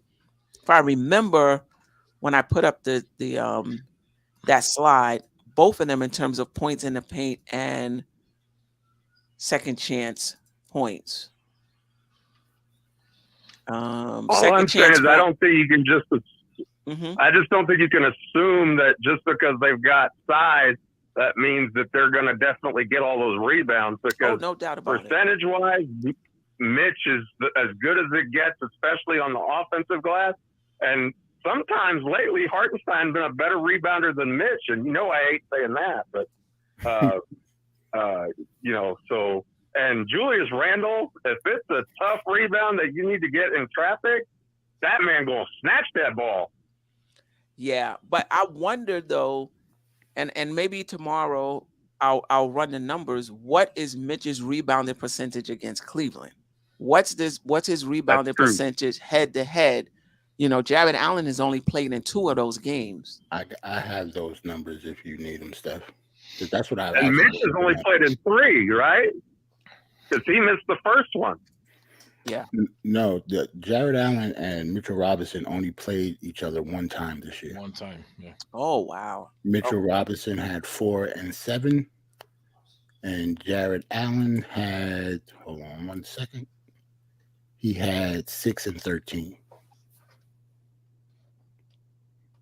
Okay. They've been 10 games. How many minutes was that? Minutes, Jarrett Allen played 26, and Mitch played, hold on one second, Mitch played 21. But they really dominated Mitch then. Pretty much, and just have their career together. Like they played each other 10 times. Mitch averages 7 and 5, and Jarrett Allen averages 9 and 9. Well, Allen is a better player, but I mean, if you can pretty much get a wash out of that, I think that's a win for the Knicks, right? Oh, even if it's a little bit in the minus. Absolutely. You're definitely right. Yeah, I mean. Yeah, no doubt about it. Mitch will be ready. I mean, he knows. It's just about, can he raise his level of play game in and game out? Because that's the thing with Mitch. Some games you see it and you're like, wow, he's dominant. And then other games you see him and you like, wow, damn it. You know, so right. Yeah. You know, so it's just a matter But you know what? He's going to be on the bench if he doesn't bring it, because I don't think Thibodeau has any problem playing Hartenstein 30 minutes and Mitch 18. Yeah. He trusts, I mean, I know he loves the rim protection, but he trusts Hartenstein, especially the way he's been playing since that Achilles healed up. Yeah. Right. Yeah. Like Mitch is obviously a better rim protector, but their rebounding rate is pretty much the same. If you think But also, about I feel like it's the rhythm of the game too, and how it's going to see who is going to stay out there or not. That's how I see Tom Thibodeau deals with both of them. Whoever has the edge that night typically stays in. You know, so I'm going with the most of the rhythm of the game to see who was playing better than. Yeah. Appreciate you, Jeff. Thanks for the call, Jeff. I'll hang up and listen, but I just wanted to throw that in. Appreciate you. Thanks. Hey, Queen, before we go into something else, man, listen, I'm watching that Lakers game. Yo. Yeah, me too. The refs, listen, the bodies flying all over the place, man. They ain't calling nothing. They pretty much said, y'all got it. Yeah. Give them the ball. I'm telling you, man. And earlier in the Atlanta game, Kyle Lowry was, he got popped in the mouth. He was bleeding. I don't know what was going on over there. They were just letting who won that game? Atlanta won. And soon as we blow on them, they're gonna call the whistle. D-Plug, and I'm sure Randle isn't going to be 100% for the start of the playoffs. RJ will step up. In the words of Charles Barkley, I guarantee it. RJ will step up. You know, I hope you're right, but this is the thing with RJ. What's his path forward? He's not shooting the three right now. You know, driving to the basket against those trees. Like, what's his path, forward? Maybe posting up with the shot in the key. I don't know if I trust him doing that either. Well, Queen, I don't want to call it defend RJ a little bit, but I'm gonna put some of that responsibility on Tom Thibodeau. Like, you're the coach. If the guy doesn't have it, listen, he's not hitting a three. He's getting his shot blocked. He's dribbling off his foot. He's falling out of bounds. He's turning the ball over. You got to get somebody else in his spot. Somebody that's going to give you some sort of production. The coach has got to do that. Like who, though? Like, RJ's going to get his minutes, though. No, you have Josh. You have Josh Hart. You have Obi Toppin. You have guys that could. There's a combination of players. You have lineups without RJ in it that have been successful throughout the season. So you're just gonna have you feel confident with Obi Toppin in a tougher level of play, playing the three position. I'm not even talking about the four, playing the three. What we know, that's not a position that he's playing. We know Tibbs not going to do that. Right. With Randle at the four, we know he's not going to do that. But Obi is out. So Josh Hart will play the three. I mean, Tom Thibodeau, he's done it.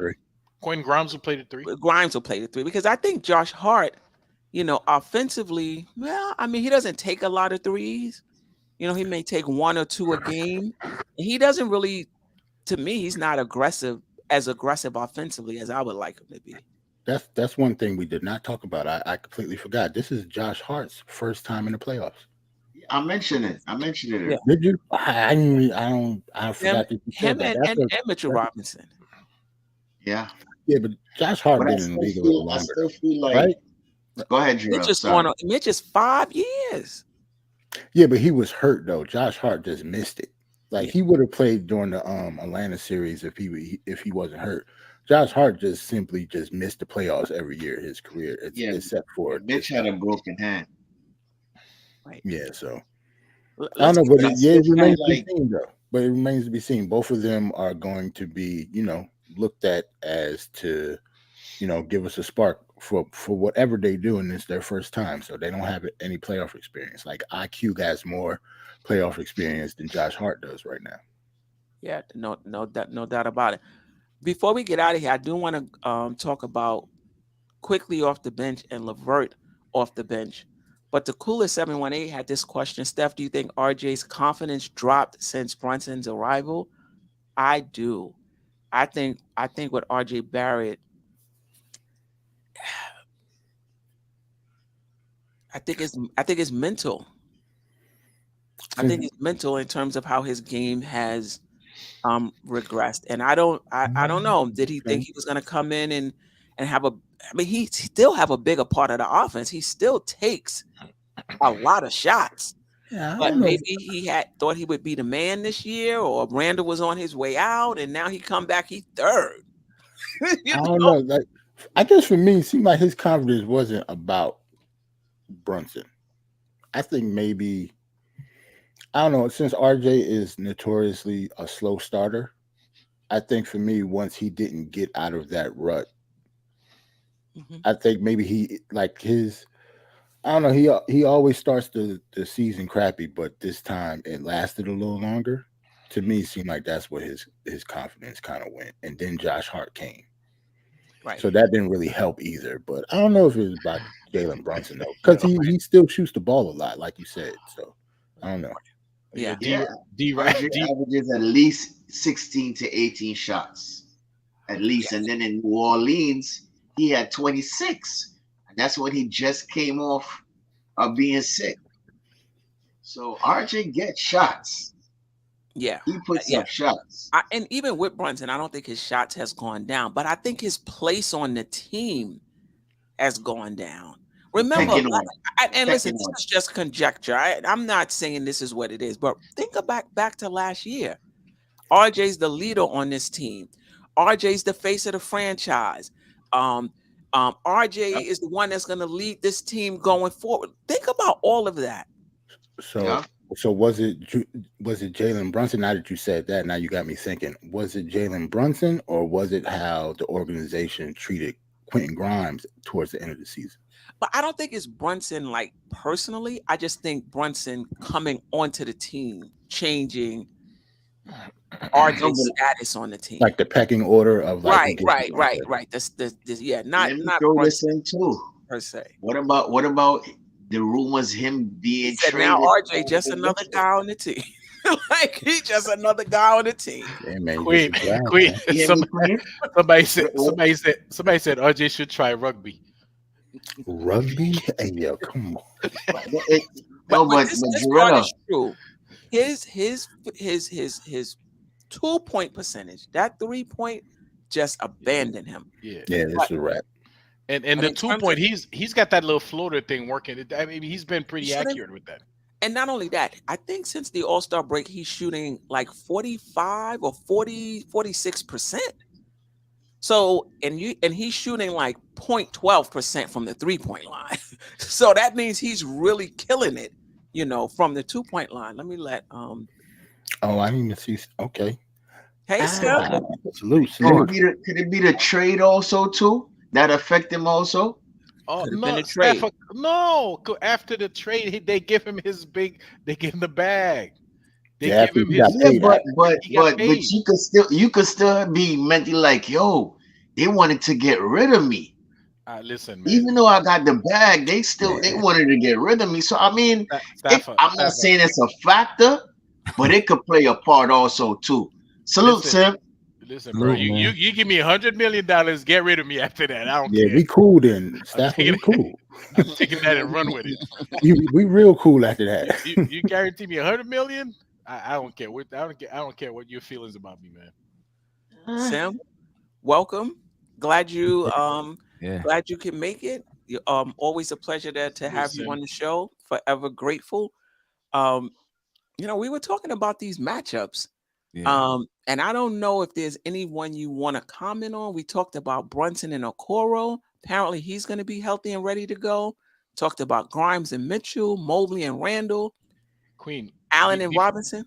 Before Sim answers to that, I'm going to say his wish came through, right? The Knicks lost the last 2 games, so that way we could start a winning streak starting Saturday. In the playoffs, right. I was getting worried too. I'm like, oh my God, I hope we don't. Let's lose a couple of games here, man. Let's start over. Seriously, because the Knicks been streaky all season long. Yeah, no doubt about it. You know what I mean? I didn't want to, going to the playoffs, and then hopefully they're not on a losing streak now going into the playoffs. But yeah, right. No doubt about it. Everybody on the panel, Sim, are homers. The Knicks won every matchup. Every matchup. So I want to get your opinion. You can pick any one, or you want to comment on all of it. Like Man. Just your thoughts on some of the matchups going into the series. Some of the matchups going in. I mean, I'm really interested. I feel like the Mitchell Robinson and Jarrett Allen matchup can be really, really big time. Yeah. You know what I'm saying? And that could push the series in favor of one team or the other, depending on how that, how they're playing. Because I think rebounding is going to be essential. And then both of them, when the last game that the Knicks and Cavs played, I think it was pretty high scoring, right? But you didn't have a Jarrett Allen was Mitch there? Mitch was there. Yeah. Jarrett Allen wasn't there. You know what I mean? To stop anything that's inside, for the Knicks penetrating. So, Jalen Brunson had like 48 points, I think it was. That game. And that, yeah. You got Jarrett Allen in there. He's not getting that much inside. Right. Jarrett Allen's going to make him kick it out at least a few times.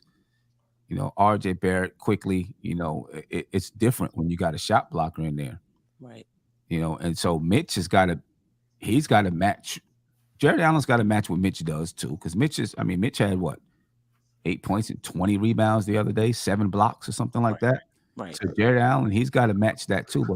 But Jarrett Allen, I think is, maybe he's played in bigger games than Mitch, a little bit more experienced. Mitch this would be Mitch's first time playing in the playoffs. Yeah. So Mitch has got to match Jarrett Allen, I think. And I think that's going to be a very important matchup. I don't know who wins, and that could be game by game. Depends on, who's winning that matchup. And this series very well could go, because I think Brunson may be able to match what Donovan Mitchell does. I think that Randle should be able to outplay Evan Mobley, I think. And then you got Darius Garland. That's kind of, I don't know if we have somebody that does what Darius, or gives you the output that Darius Garland does. Maybe IQ, but that could be up and down. Maybe Quentin Grimes, that could be up and down. Right. You know what I mean? And so do we have someone that can match that output every night? I don't know. Unless you assume that Julius Randle can match Darius Garland's output, even though they don't guard each other. He can match that output. Right. And then you have someone like a Quickly or a Grimes that's matching the output of Evan Mobley. You know what I'm saying? Right. But Sam, the Evan Mobley, he's been playing much better after the All-Star break. So the 38 games, that's even before the All-Star break. After the last 38 games, he's averaging 19 plus points a game and shooting over 50% from the field. Right. So, does that continue? That's always a question going into the playoffs where things are, a little tougher. But the Knicks are physical, and I think that's in our favor when it comes to Mobley. Mm-hmm. So that 19 points, we might be able to knock it down to about 14. I just think that, we just a really physical team, and he struggles with physicality. Physicality, yeah. So, I mean, there's a lot of good matchups. I think maybe the Knicks can have the upper hand on the bench. Yeah. Bench matchup. Yeah. And that may be where the Knicks really have their advantage.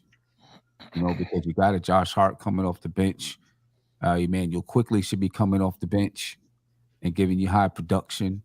We'll see what happens with Obi, if Julius Randle is back. So I think the Knicks should be able to win that bench matchup, because I do feel like you got 2 starting level players coming off the bench for the Knicks. And I don't know if the Cavs have starting level players at that level. One coming off the bench. Karis LeVert. Yeah. Right.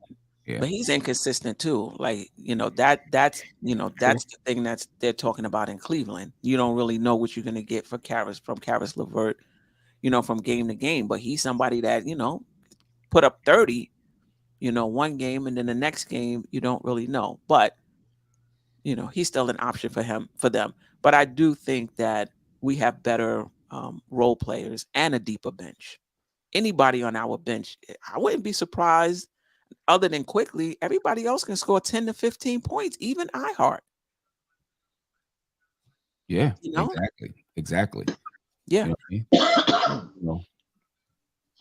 Yeah. So the one thing I say about the Knicks, I was just on another show, and the guys, they asked me about the Knicks' chances in the playoffs, and like I told them, I don't expect the Knicks to be in the Eastern Conference Finals or the NBA Finals.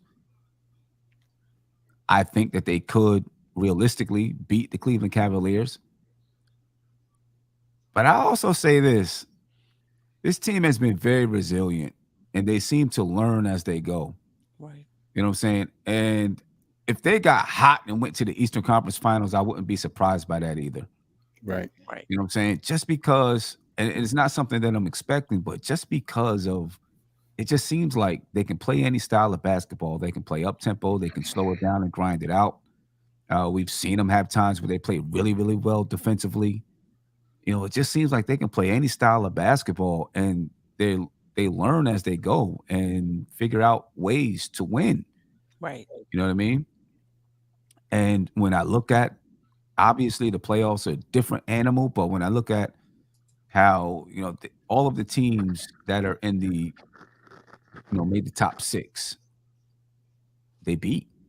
They either tied the season series or won the season series, except for Milwaukee, of course. Right. Yeah. You know what I mean? And they played some close games against Milwaukee. Yeah. So if the Knicks shocked people and went to the Eastern Conference Finals, I wouldn't even be that surprised because they just seem to be very resilient and they learn as they go. Yeah. And you have different players stepping up at different times. Like they're used to that. I think we're going to the conference final. Listen, all it takes is a little. It got dark out the West Coast. Listen, man. To me, the glass is half full. All it takes is a little rolled Giannis ankle, like a little. I don't know, a little sprain. I don't know, man. I just kind of feel like it's gonna go our way this year, man. Yo, luck got to be on our side, man. If that's gonna be, listen, Stafford, we've been unlucky for so long, man. Listen, at some point, it's got to turn around, bro. It's gonna turn around this year, man. We got a Cavs fan in here. LeVert's been playing his best basketball the last 2 months. Okay. I mean, listen. What do you think, Sim, about? Obviously the playoffs are a different animal. And you're basically asking players to do what they're doing now in a tougher environment, right? Any disappointment if the Knicks aren't able to do that? Particularly, I'm thinking about the younger guys. I'm thinking about Quickly. I'm thinking about Grimes. Like, I think they could perform in the playoffs, but I got to be honest, I'm not disappointed if they don't, if they're not able to carry in their high level of play right now into the playoffs. I can't say I would be disappointed in them. I'm not. I wouldn't be disappointed because, you have some of these teams like Boston and Milwaukee, like they're battle tested. Philadelphia, they're battle tested. And all of them went through having to lose before they could win. You know what I mean? That's part of the process. You don't just start winning.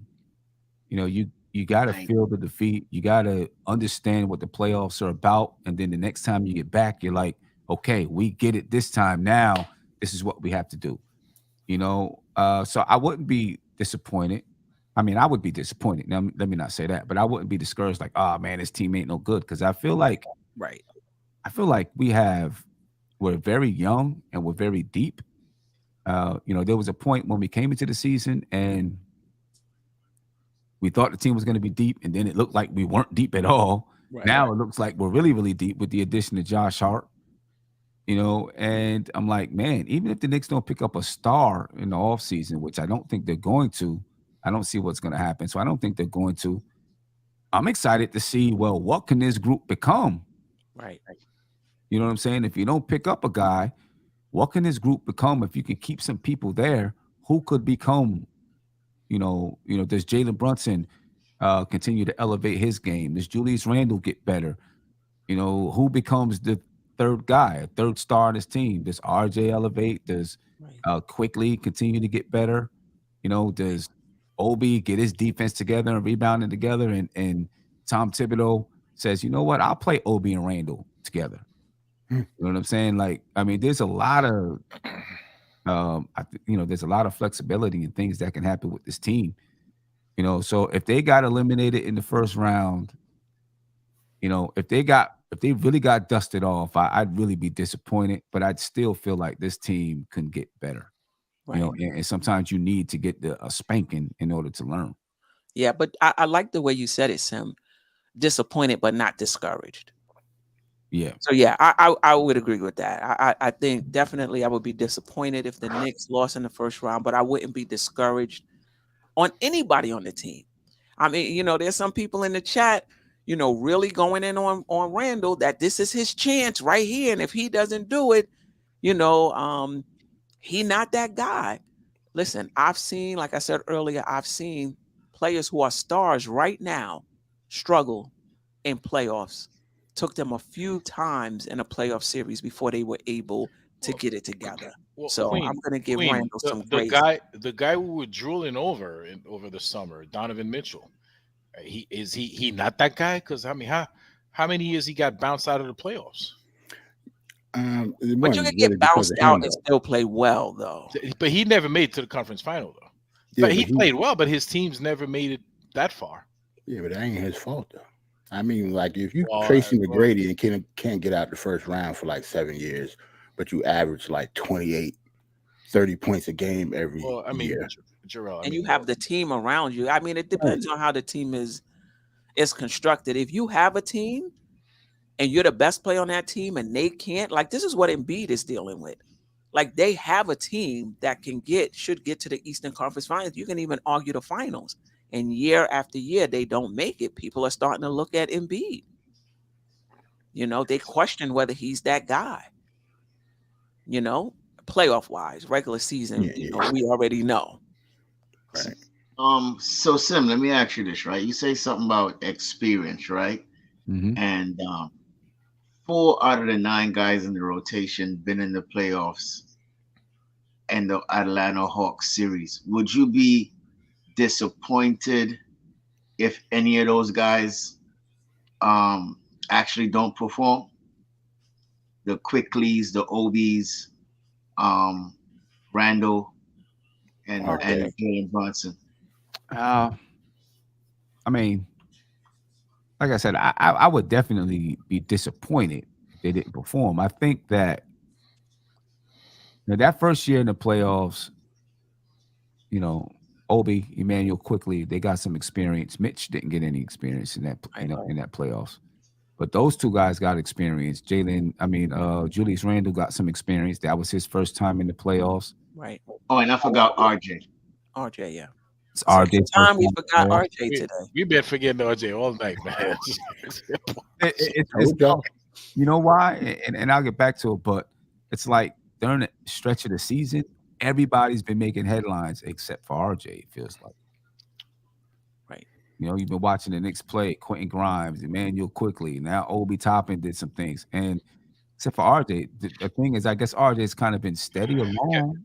RJ and Mitch. Like, we started talking less about those 2 players because of that. Because guys, listen, I want to add something real quick. So 2 years ago, and I think it makes a huge difference. 2 seasons ago, we didn't expect to make the playoffs. We weren't ready for the playoffs. We almost like stumbled. Like, we just found ourselves. We woke up one day. It was like, Jose, we're the 4th seed. We're in the playoffs.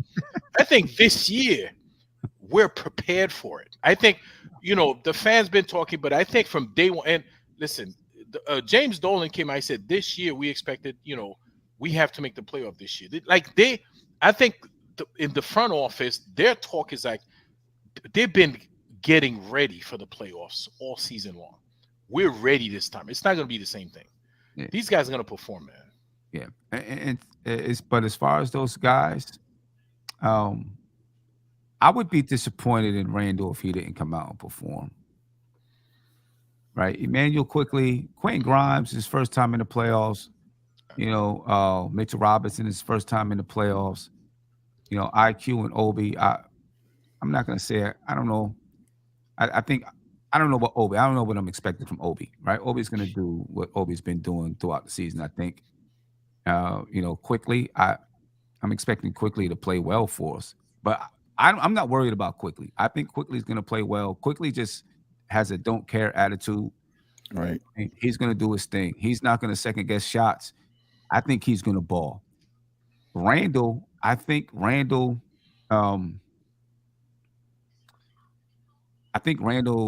because of Jalen Brunson, there's been less pressure on him. I think he's not second guessing his shot. He's shooting whatever comes to him.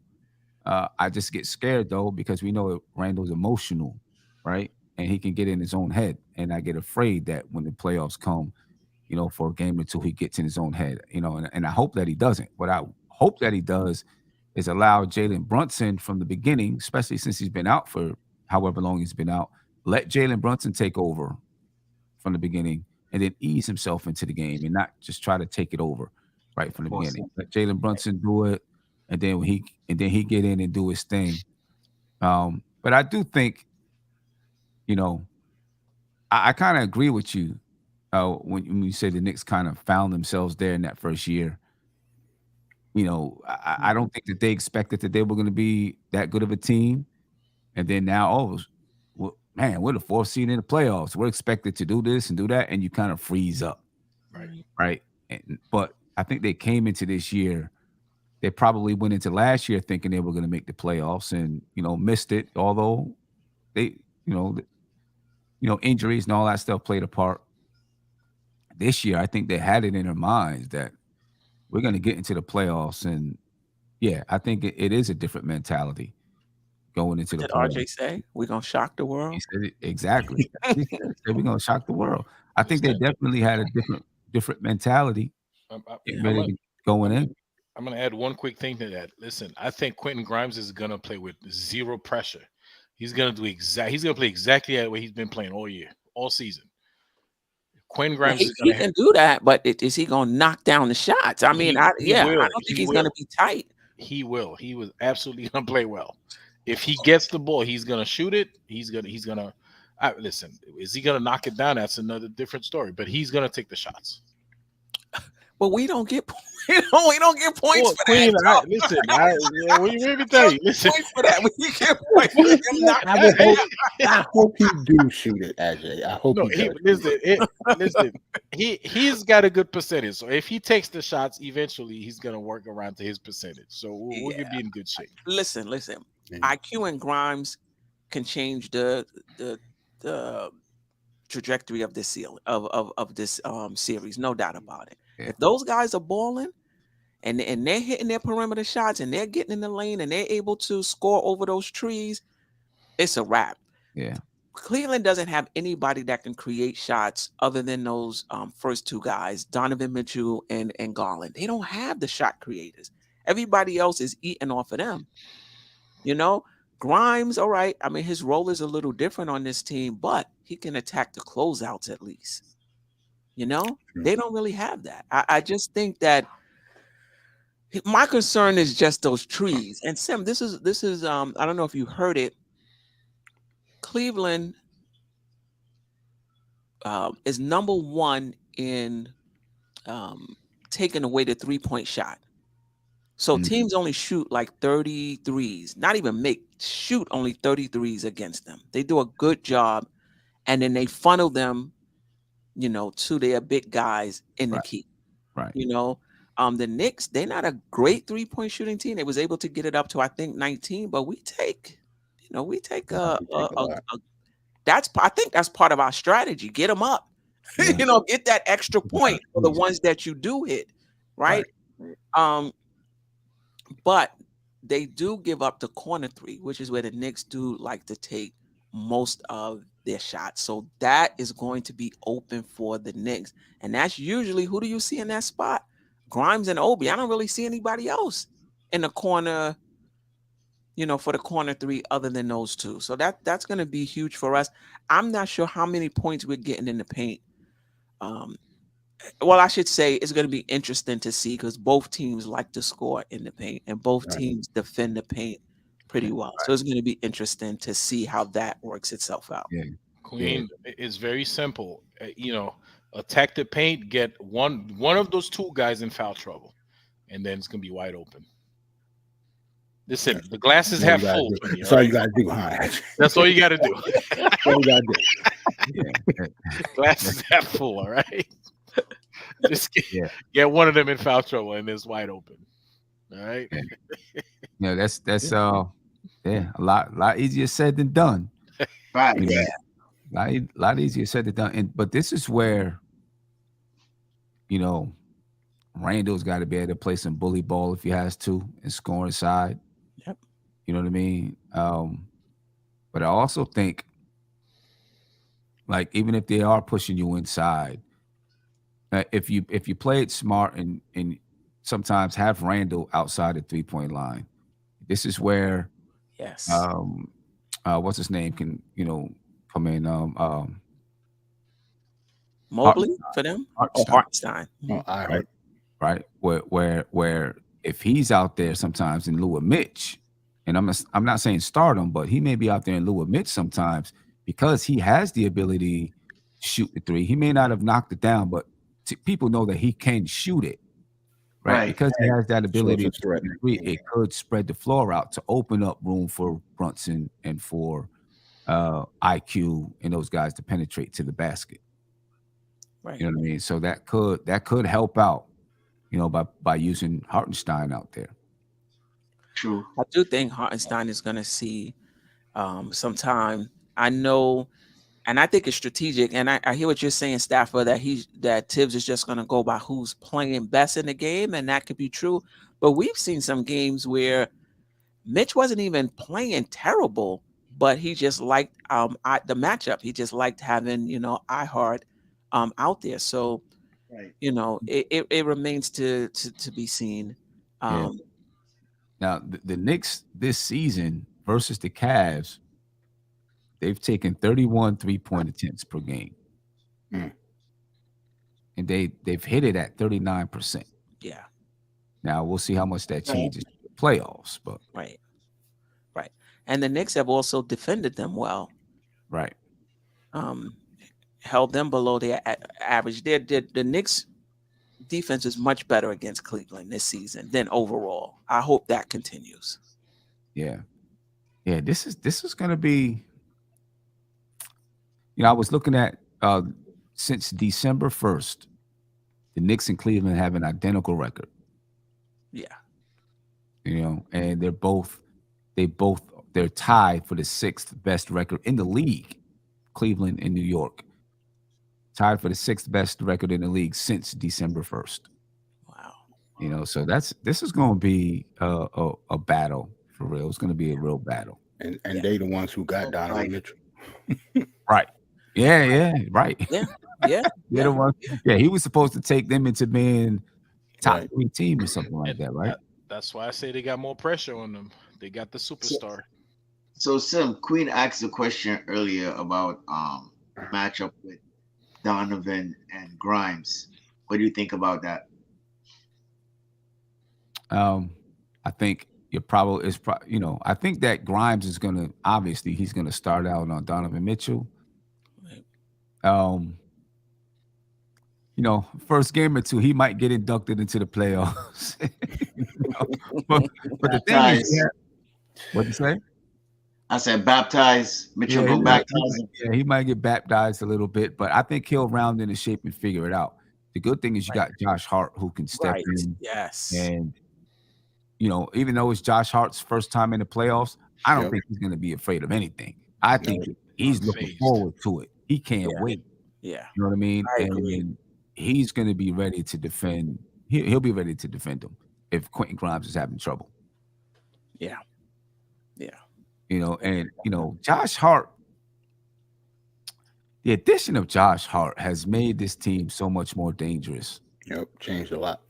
Just because, you can take RJ out and put in Josh Hart. Now you're bringing a defender and a guy who can hit the three and a guy who can score in transition for you. Right. You can take Grimes out and he can do the same thing. Right.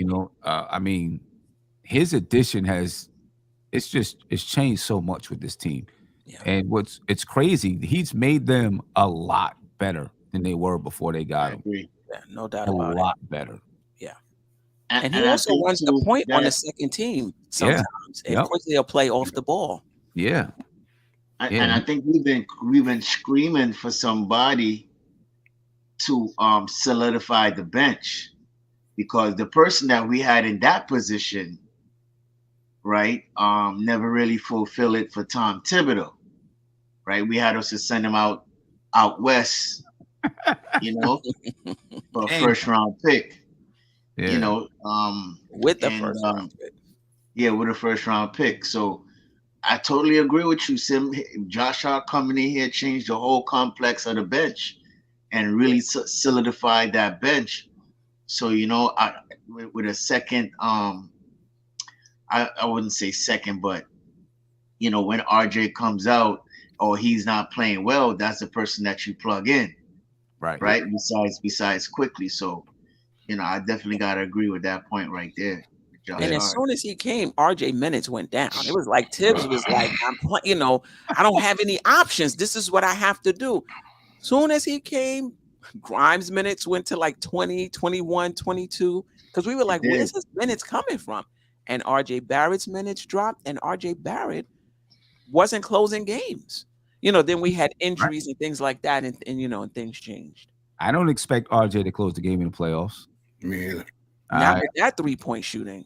Nope. Not with that defense. Yeah, I fully expect it to be Brunson, Hart, Randle, Mitch, IQ when needed, and either IQ or Grimes out there. Yeah. Right. And that's the thing, you got to choose between the two of them. IQ and Grimes. IQ and Grimes, you got to choose. IQ and Grimes. You're right. Bronson is going to be out there. Hart is going to be out there. And it might be Mitch. It might be Hartenstein. We've closed games with Hartenstein as well. Yeah. Because you gotta figure for Garland and Donovan Mitchell, you gotta have either two of Quickly, Hart, or Grimes on the floor to match up with Darius Garland and Donovan Mitchell. You gotta have two of those three on the floor at all, right? Whenever they're out there, in my opinion. Yeah. You know what I'm saying? Yeah. And this is what makes us a good matchup with Cleveland, because we have guys who can defend Garland and Donovan Mitchell. Yeah. We got three guys that can defend them, who are really good defenders. And, and then, Randall should be able to guard Mobley. You know what I'm saying? So we have guys that can match up with them, right, defensively. Yeah. The only thing I'll say is that it's just asking a lot of Randall, but maybe if we getting a lot of help offensively, he won't have to do too much. But if Mobley is the Mobley that's finished out the season, we asking a lot. Yeah, We need him to score, and we need him to and we're gonna need him to defend as well. But So, Yeah. so I got one more Got to question. do it. But that's what you got. That's how you become. Listen, he's put up great numbers. The next step for Randall to really solidify himself, if he wants to be a perennial All-Star and a perennial All-NBA guy, is to do it in the playoffs. Listen, during the regular season, you're gonna have I get it. I know a lot of fans and stuff get upset, but all of the players in the league, it's gonna be the second night of a back-to-back. And you might be like, you take that rotation. You know what I mean? Right. It's gonna be like that, but in the playoffs, it can't. Right. You gotta be on point. To it. You know what I'm saying? Right. You gotta do it, and that's the next step for him. That's how making shots in the clutch. Yeah. And performing in the playoffs. If he wants to be considered a perennial All-Star, perennial All-NBA type of guy, and like one of the true stars of the league, that's what he has to do now. That is definitely the next step. You don't want to be known as somebody who just performs in the regular season. Right. Yeah. Right. And really, if the two people I'm pulling for is Julius Randle and Tom Thibodeau, because they just get so much. They get roasted. Yo. Oh my Get roasted. Tip's fault that they didn't hit a shot. It's Tip. Randle didn't do this. So I'm really pulling for those two guys. Yeah, and it's so crazy because I mean, with those two guys here, the Knicks have been, if you take out the Fizdale year, right? They've been in the playoffs 2 to 3 years that Tom Thibodeau's been here. Yep. Randall's been an all-star 2 to 3 years that Tom Thibodeau's been here, and possibly all NBA 2 to 3 years that Tom Thibodeau's been here. So yeah, I agree. I'm pulling because fans just like, man, get these guys out of here. We'll be better without them. And Sim, I like to point out, to me, it makes a difference that Julius Randle, he's been chosen to be an all-star by the coaches, people who know the game, not clueless fans who are voting in. I mean, those are guys who play against him, say, you know what, this guy's an all-star, not the guys who are in the living room watching. So to me it means more to get into the all-star game as selected by the coaches. So that shows you that he's top notch, man. So, but he is top notch, but he gonna solidify it, and Brunson still, in my opinion, still has to solidify it in the playoffs, because guys have had good playoff series, one series, and the next season not. So I think both of those guys have an opportunity to solidify. But another reason why I want Randle to do well, because I do not want to be creating content and Randle having a terrible playoff season, and we got to deal with the chat and how we need to trade him, and we're not going to be able to win with this guy, and he's not a winner. You can't win with this guy. Like, I just can't. I can't. So Randle, for more reasons than one, we need you to ball out. Yeah. So I got a quick question for the panel real quick. I was listening to Controversy yesterday. Shout out to Uncle Fulio and JD Sports Talk. That was a great show, man. Yeah, and JD brought up something, and I want to know if the panel agree.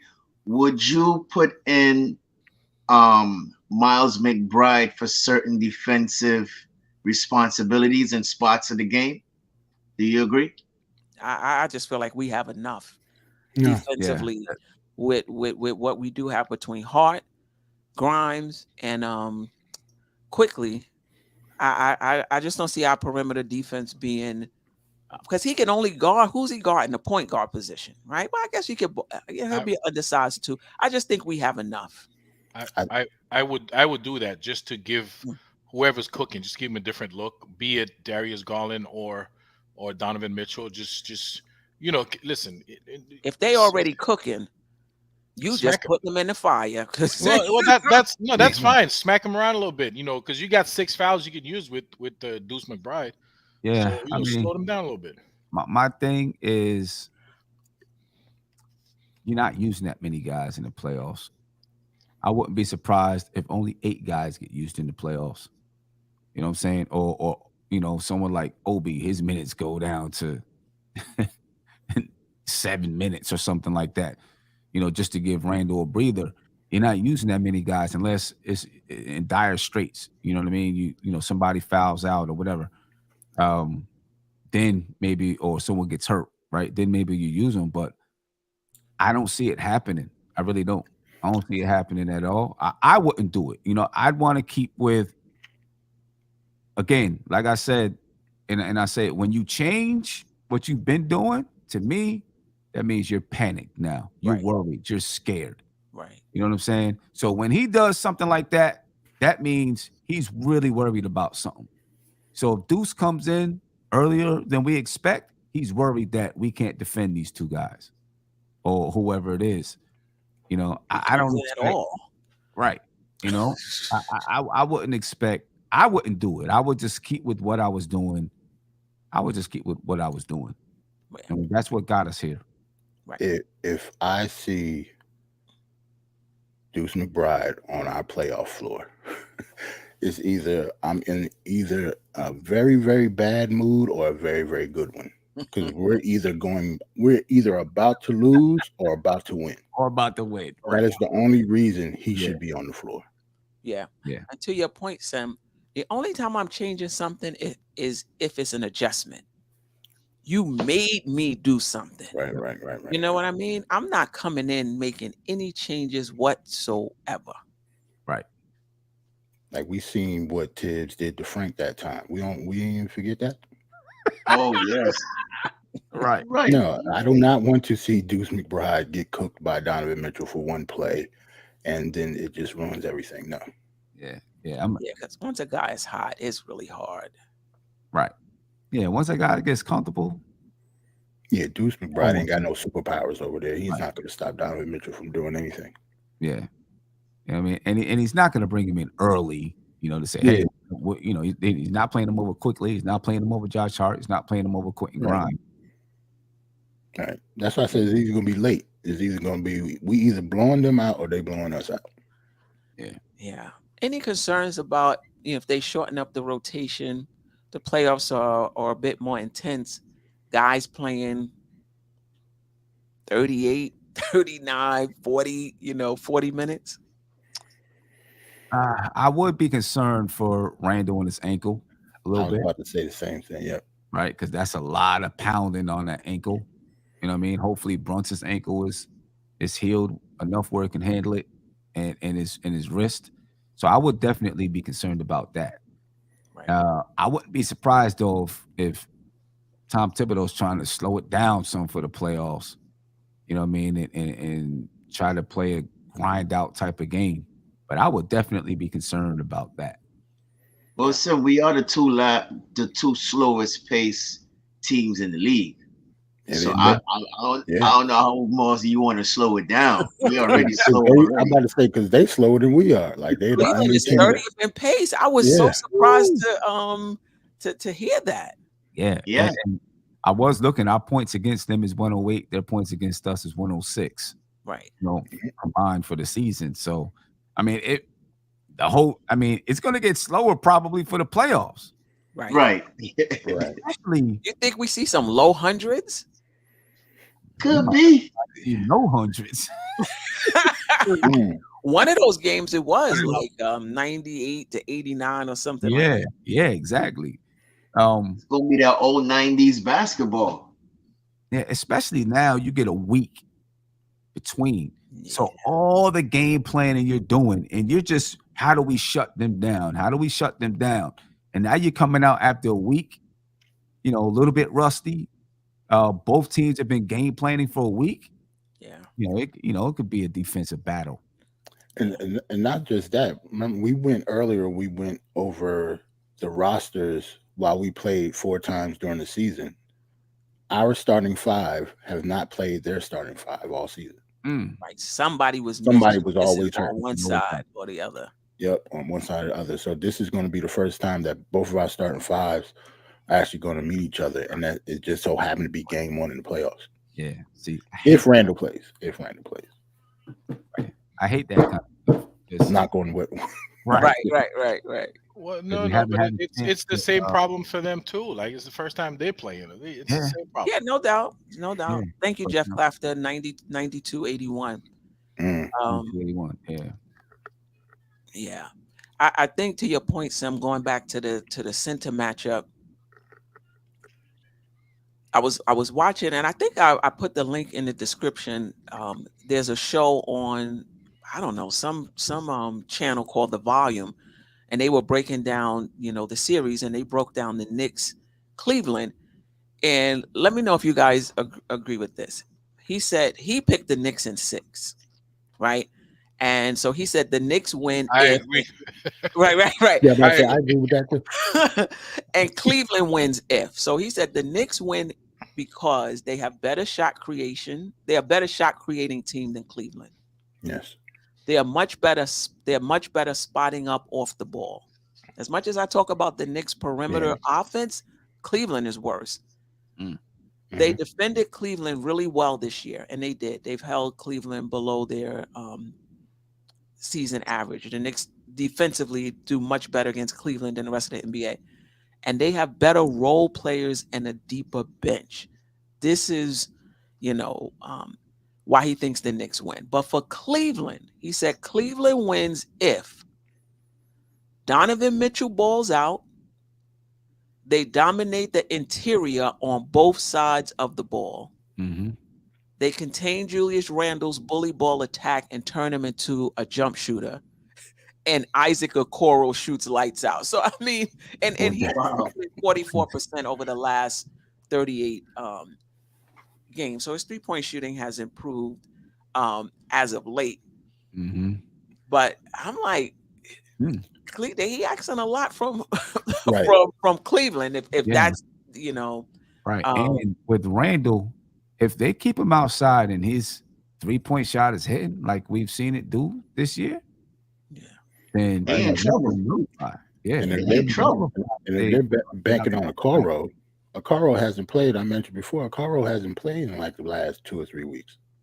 Yeah, but he's not even a good 3-point shooter in the first place. So I don't know why would they be banking on him to make all these prolific 3-point shots. It's not happening. He's just saying that's Cleveland win if he's able to do that. Oh, if he's able to do that. But he's been shooting 44% is pretty much lights out. And that's what he's been shooting over the last 38 games from 3. How many shots per game? How many shots per game? That's what's the line?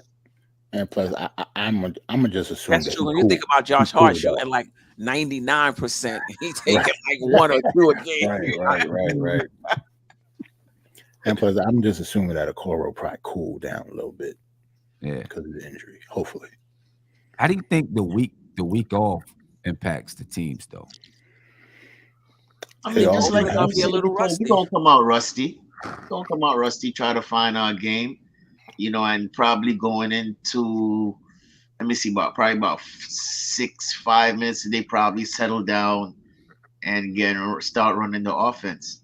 Yeah. But it's gonna be a little rust. I see it much differently. I think Cleveland gonna be mad rusty, and we're gonna be just fine. Word. we gonna be nice and fluid, bro. Funny. Yeah. Word. I figured that. We must be playing secret games somewhere. Yeah. Right. Well, if they're I don't know if they're going at each other. I don't know. Maybe they are having full scrimmages, just trying to keep their keep their rhythm and things like that. But you don't want to risk injury as well. So right. I think the week off is perfect for both teams. Both teams can actually be healthy. Like we said before, like neither team was in full strength for each of the games that we played. This is the first time. So like both teams were glad we had a week off. Let's just say that. Right. And we're not a finesse team. And I agree that we do have the more better shot creators. Definitely. When you look at it and you look at Cleveland, they only have what? 3. Yeah. 3. And probably you could put in Karis LeVert into that. Yeah. Right. So I mean, we got Josh that could create, Grimes that create, Julius Randle create, JB could create, Quickly could create. You don't forget RJ again. I think RJ could create. No. Well, what do we mean by create? Yeah, like, RJ definitely creates his own shot because he ain't passing nobody else. RJ, he definitely creates his own shot. Yeah, I would say we have 4 guys that can create. I don't consider Grimes a creator. Not yet. You don't think he could put the ball on the floor and play make? He could put it on the floor, make his own shot, but he's not in that role. Yeah, and it's always off of a kick out most of the time. Right. So he kicks out, the defense is coming, and then he attacks the defense while it's coming. Right. You rarely see Grimes get the ball, hold it. Now the defense is in front of him, and he, off the dribble. Doing a one-on-one move. Yeah. I don't see him doing that. It's always off a kick out. Quickly does it, Brunson does it, Randle does it, and RJ. I'd rather he didn't do it. He does it, but he because he backs up and allows the defense to reset. That's Queen's favorite move. I'm like, why are you allowing the defense to reset? Just right there, do what you got to do. RJ was a fullback in a former life, man. Like it's all goal line plays for RJ, man. Just get the ball and just go. I was telling someone, and I don't know how many Knicks fans was actually on this podcast. I might be a little afraid to say it in here, but if Obi could ever get his defense together, I've been trying to tell people. That's a fact, Sam. Obi isn't. That's a fact. If Obi It's can play defense, like play the three at a defensive level that threes play, he can take RJ's minutes, yo. Yeah, okay, we on the same point. I'm telling you, he can. If Obi played defense, RJ could be in trouble. Because Obi isn't a four. He plays like a three. Especially when we saw the little shot creation the last few games. Right? I was like, uh-oh. He put the ball low, spun. I was like, oh, Sorry. Obi, what is that? Do you guys think RJ's defense is that much better than Obi's? That he can't take his spot? On the perimeter, I do. On the perimeter, I do. Yeah, Obi still especially stiff as of his, late. man. Right. Obi moved like a chess piece on defense. Guys, you don't know where he's going. Guys, He's this diagonal or straight. Queen, you know that I don't know if you guys ever watched D's World of Hoops. He makes those shorts. Yeah. Those he do these shorts with the sound effects, right? Like when somebody sneak and disappear, there's a little sound effect that goes whoop-dee. That happens to RJ all night. It's like whoop-dee, like where'd he go? Where'd the guy go? I'm watching it. I tell you, watch the game and just focus on RJ. He's lost on defense. I don't understand why. He wasn't that bad. Defense. Yes, he wasn't that bad in last season or the season, 2 seasons ago. Right. Yeah. Yeah. But I completely agree with him. If he can somehow learn how to play the three position defensive wise, because offensively, Obi's already a three. Yeah. You need more lateral quickness. You see if you could get that lateral quickness a little more better. Right. He could definitely play the three because you talking about elite threes in this game, the Jason Tatums, the Jalen Browns. Can't nobody guard them though. I'm not talking about them. He can't guard average threes. Well, no. But what I'm saying to you, if he was to get his defense, I mean, I know he can't stop them, but he'll be able to contain them a little bit, and he could have more playing time. You know what I'm saying? That's what we're talking about. If Obi defense could be a little better, he will definitely get that spot at the three. I mean, listen, he has the length that you want. Right, exactly. He has, the speed, obviously, can get up and down the floor. And he's, in my opinion, the best finisher on the team. Yeah, no doubt. Like when he gets around the rim, Obi is going to finish the ball. He has a beautiful touch, putting the ball off the glass, or, however, changing and moving the shot. He extends well to the basket. I think he's the best finisher on the team. And if he could play some defense, RJ would be in trouble. I think just because he can knock down the three with confidence, he has more speed going to the basket when he decides that he's going to go. I think he's a better passer than RJ. Right. He would add to that lineup. Obviously more speed to the lineup, a little bit more fast break ability to that lineup. And he just doesn't have it on the defensive side or the rebounding either. Right. And RJ's a good rebounder. Yeah, I think he would have to tighten up that handle too. Like I have seen him, go to the basket, off the dribble, change direction. His footwork has gotten better since the first year in the league. That was one of the things we talked about way back. So his footwork has definitely gotten better, but he's still dribbling a bit too high. But yeah, I think if he tightened up that his handle a little bit, yeah, you're right. And keep shooting. I see people in the chat acting like we're actually giving Obi a compliment here. Yes. We're not being up. Listen, we all know the reason why he doesn't play as much as we would want him to play. One, because of Randle, but two, because of his defense. Right. And rebounding. And rebounded. And I see people say, well, Randle doesn't do this, do that. But you got to balance when you talk about a player and the mistakes that one player makes and mistakes that another player makes.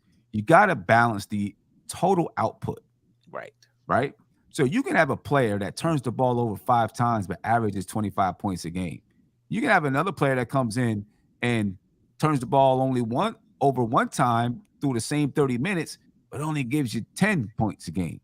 Well, you're gonna live with those 5 turnovers so that you can get those 25 points. So you got to look at the total output of the players. Everyone's not on an even plane here. You know what I'm saying? Yeah. Randle's a net positive. You can say the same thing about Brunson and his defense. He's still a net positive. You know? Yep. But to me, in my opinion, I don't think every player plays defense for 48 minutes. Like it's going to be some top players. Exactly. It's going to be some. Even us playing ball is not going to play defense on every single minute. Right. No, listen. So I mean, there's always going to be lapses, and that's the thing that sometimes that kills me. Like you can't just nitpick everything.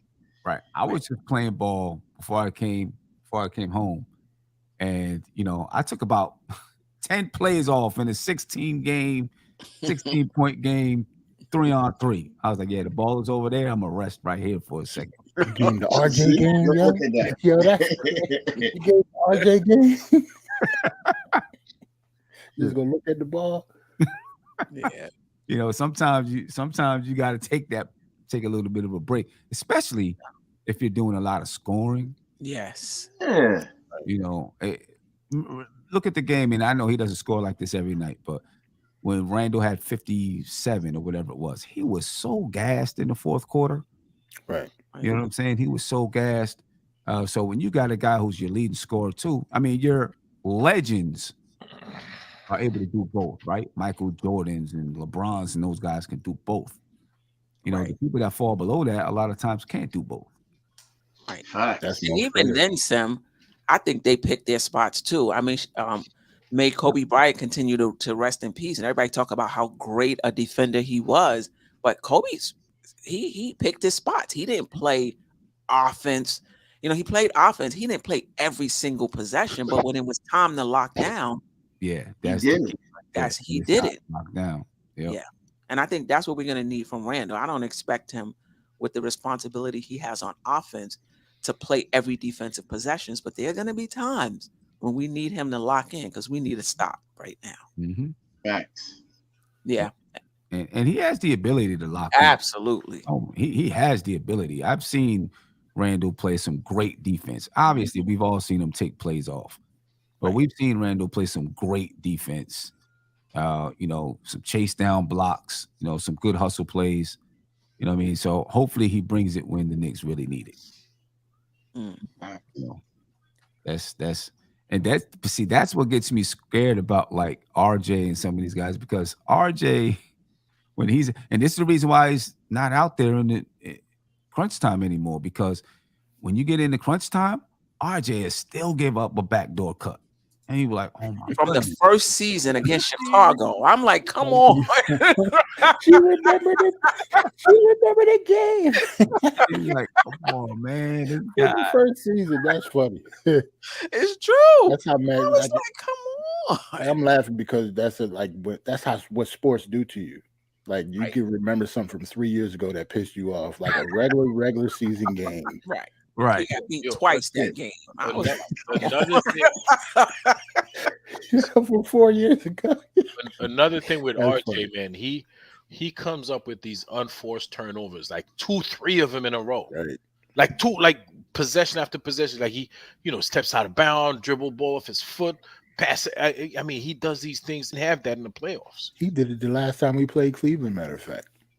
Yeah, the two out of bounds. He just jumped up and landed out of bounds. I'm like, what are you As soon as the game started, like they gave RJ the ball in the post, and he just put it like this, Jarrell. He said it in the press conference today.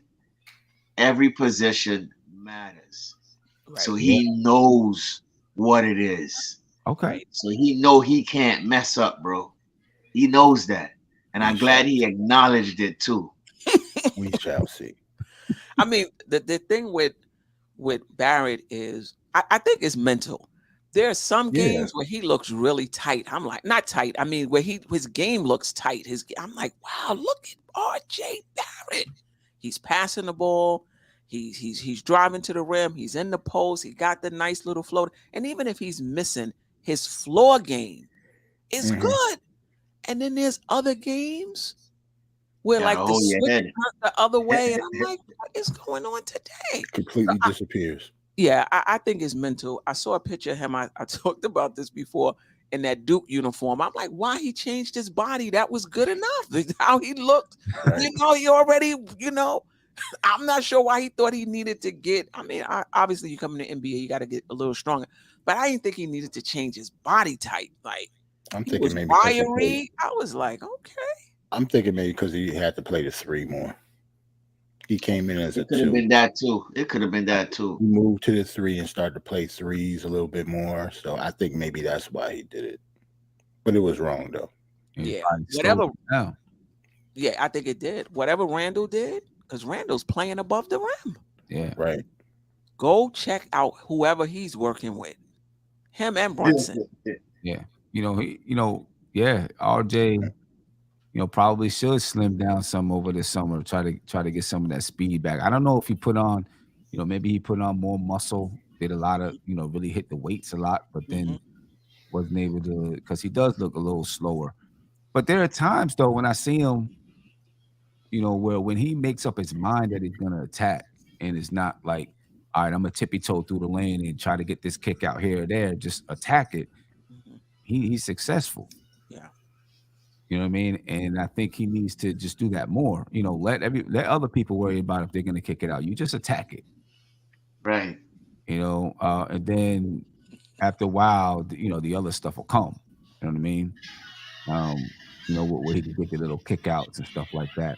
I don't know. I know Uncle Julio and JD were talking about RJ, whether or not he's the X factor. Do you think he's the X factor? I think the Knicks can win without him playing well, because if he's not playing well, you can put Josh Hart in, and I think the Knicks can still win without him playing well. X factor. My X factor would be Quickly, I think, more than RJ, because I view Quickly as our 3rd best player. So I mean, it's the playoffs, so they're going to try to take, even though they're not going to be able to take away Randle and Jalen Brunson. I choose the next man up. Like, I expect him to be our 3rd best player. So I think he's the X factor, not RJ. RJ is more like a please. It's more like a come on, man. To me, RJ is like the whatever factor. Like you whatever you get from him, you get from him. Right. My X factor is when that's my X factor is Mitch. I'm going with the Mitch Jarrett Allen matchup. I think Quentin Grimes. That's going to be a big factor too. As far as the rebounding and the blocking and and the defense of the pick and roll from Jarrett Allen. Yes. So I think that is the X factor right there. We could lock off those 2 twin towers off the boards defensively and offensively, and Mitch giving us a good game. I think that's the X factor right there. That rebound and that physicality with Mitch and Jarrett Allen. Yeah, they're a heavy pick and roll team too. High pick and roll. That's most of their offense. So how we defend the pick and roll, how Mitch defends the pick and roll, I mean, it's going to be important. I think RJ is a X factor, meaning that if he were to turn things around, particularly his 3-point shooting, he can change the complexion of this series for sure. So he can be an X factor. Right. But to your point, Sam, I think we can win with him, or without him. And by without him, I don't mean him not being on the floor, meaning him just playing the way he's been playing. Right. I think we can, because we've been doing it all season. Can I pick Tibbs? Yeah. Yeah, you can. Tibbs, I think Tibbs is an X factor too. Like, I think, I don't know. Yeah, Tibbs is definitely an X factor. That's a good one. Yeah. I agree, because playoffs now, people all season long, was talking about Tibbs and making adjustments.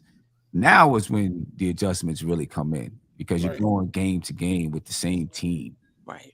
You know what I mean? Or even within a game, Sim, or within a game. Yeah, I mean, within a game is a little tougher because the game goes so fast. It's hard to see what's going on out there sometimes. It's going so fast. Right. I almost don't expect Tibbs to do in-game adjustments like that. At least not that many. Yeah. That's not really him. But game to game is different. Yeah, game to game. You know what? And what's more important, Sam, from a coaching perspective, that in a playoff series, in game or game to game?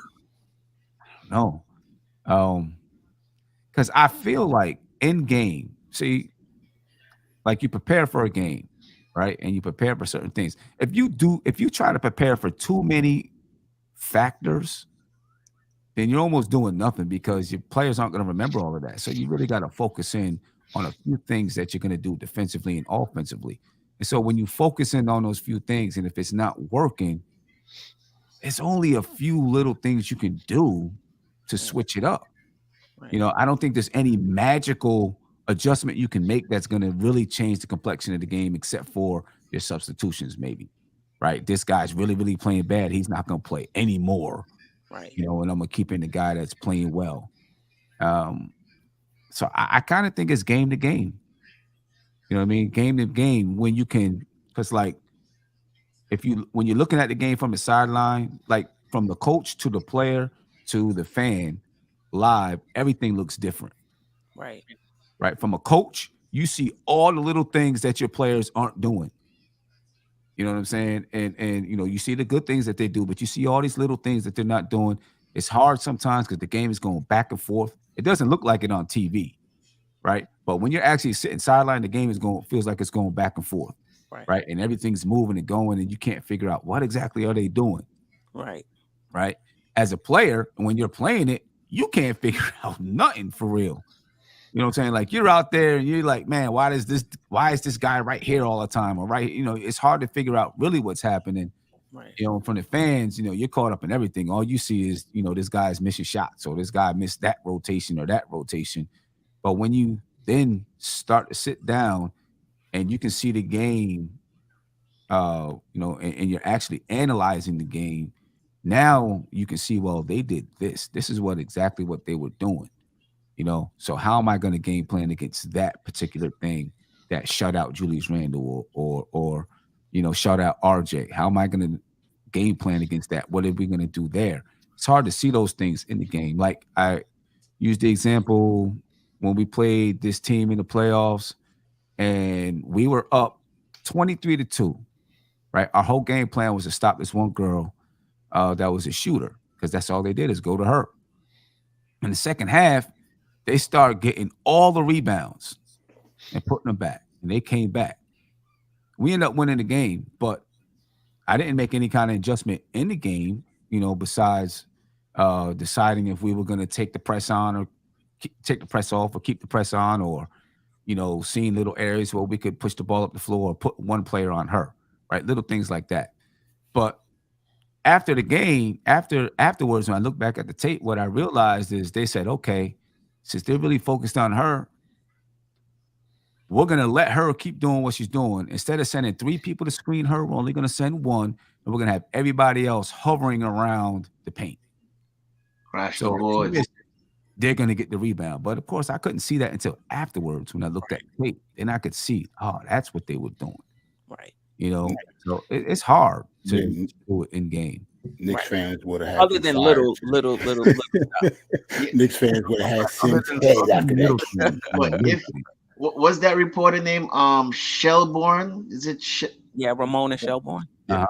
She was on SNY, and she gave Tibbs a lot of credit as far as adjustments and how he kind of expand his offensive thinking, because they always have him as a defensive coach. So she was really surprised at how that Thibodeau, you know, kind of, should I say, open up more of his mind to at least, you know, try different things. You know, so you know, just the part about adjustments, I think Tibbs has the word she used was evolve, right? He has evolved into be doing more adjustments and the in-game adjustments, trying to make the team better. So to hear that from her, especially, right, you got to give Tom some credit, because a lot of fans say he doesn't make any type of adjustments or he doesn't do anything in-game adjustments. So to hear her say that, I think it's a credit to Tom Thibodeau to see how he kind of elevate his mind as far as the offense that she was saying. Right. This is going to be interesting because these teams are pretty closely matched.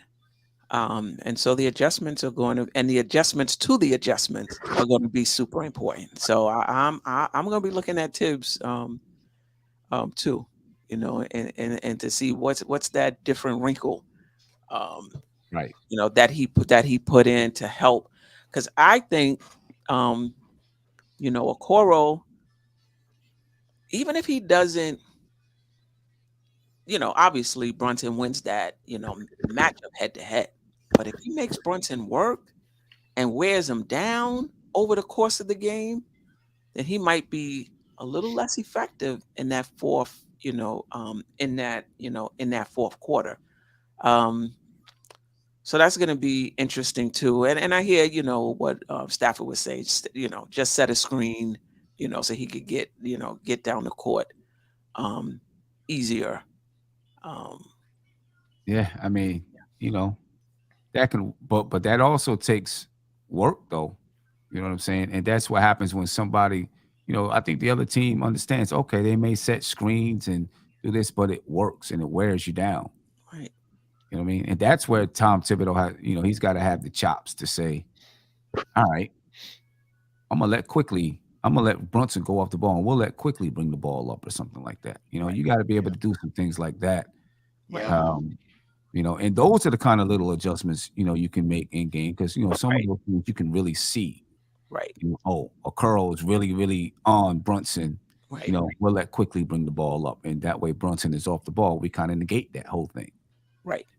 But they got to make me do it. I'm not going to just come into the game like, all right, Quickly, here, you take the ball. They're going to have to make me do it where I feel like, all right, this will be to our advantage. And Quickly, as soon as you bring it over the ball, give it to Brunson. Give it back to Brunson. Because for me, particularly, I mean, listen, I trust Quickly, but if both of them are in the game, my preference is to have the ball in Brunson's hands. So, you bring the ball over half court or whatever, get it to Brunson, and then let's do what we do.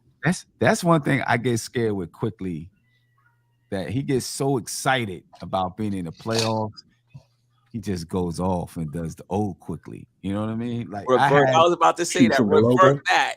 Right. Logo shot in the first quarter.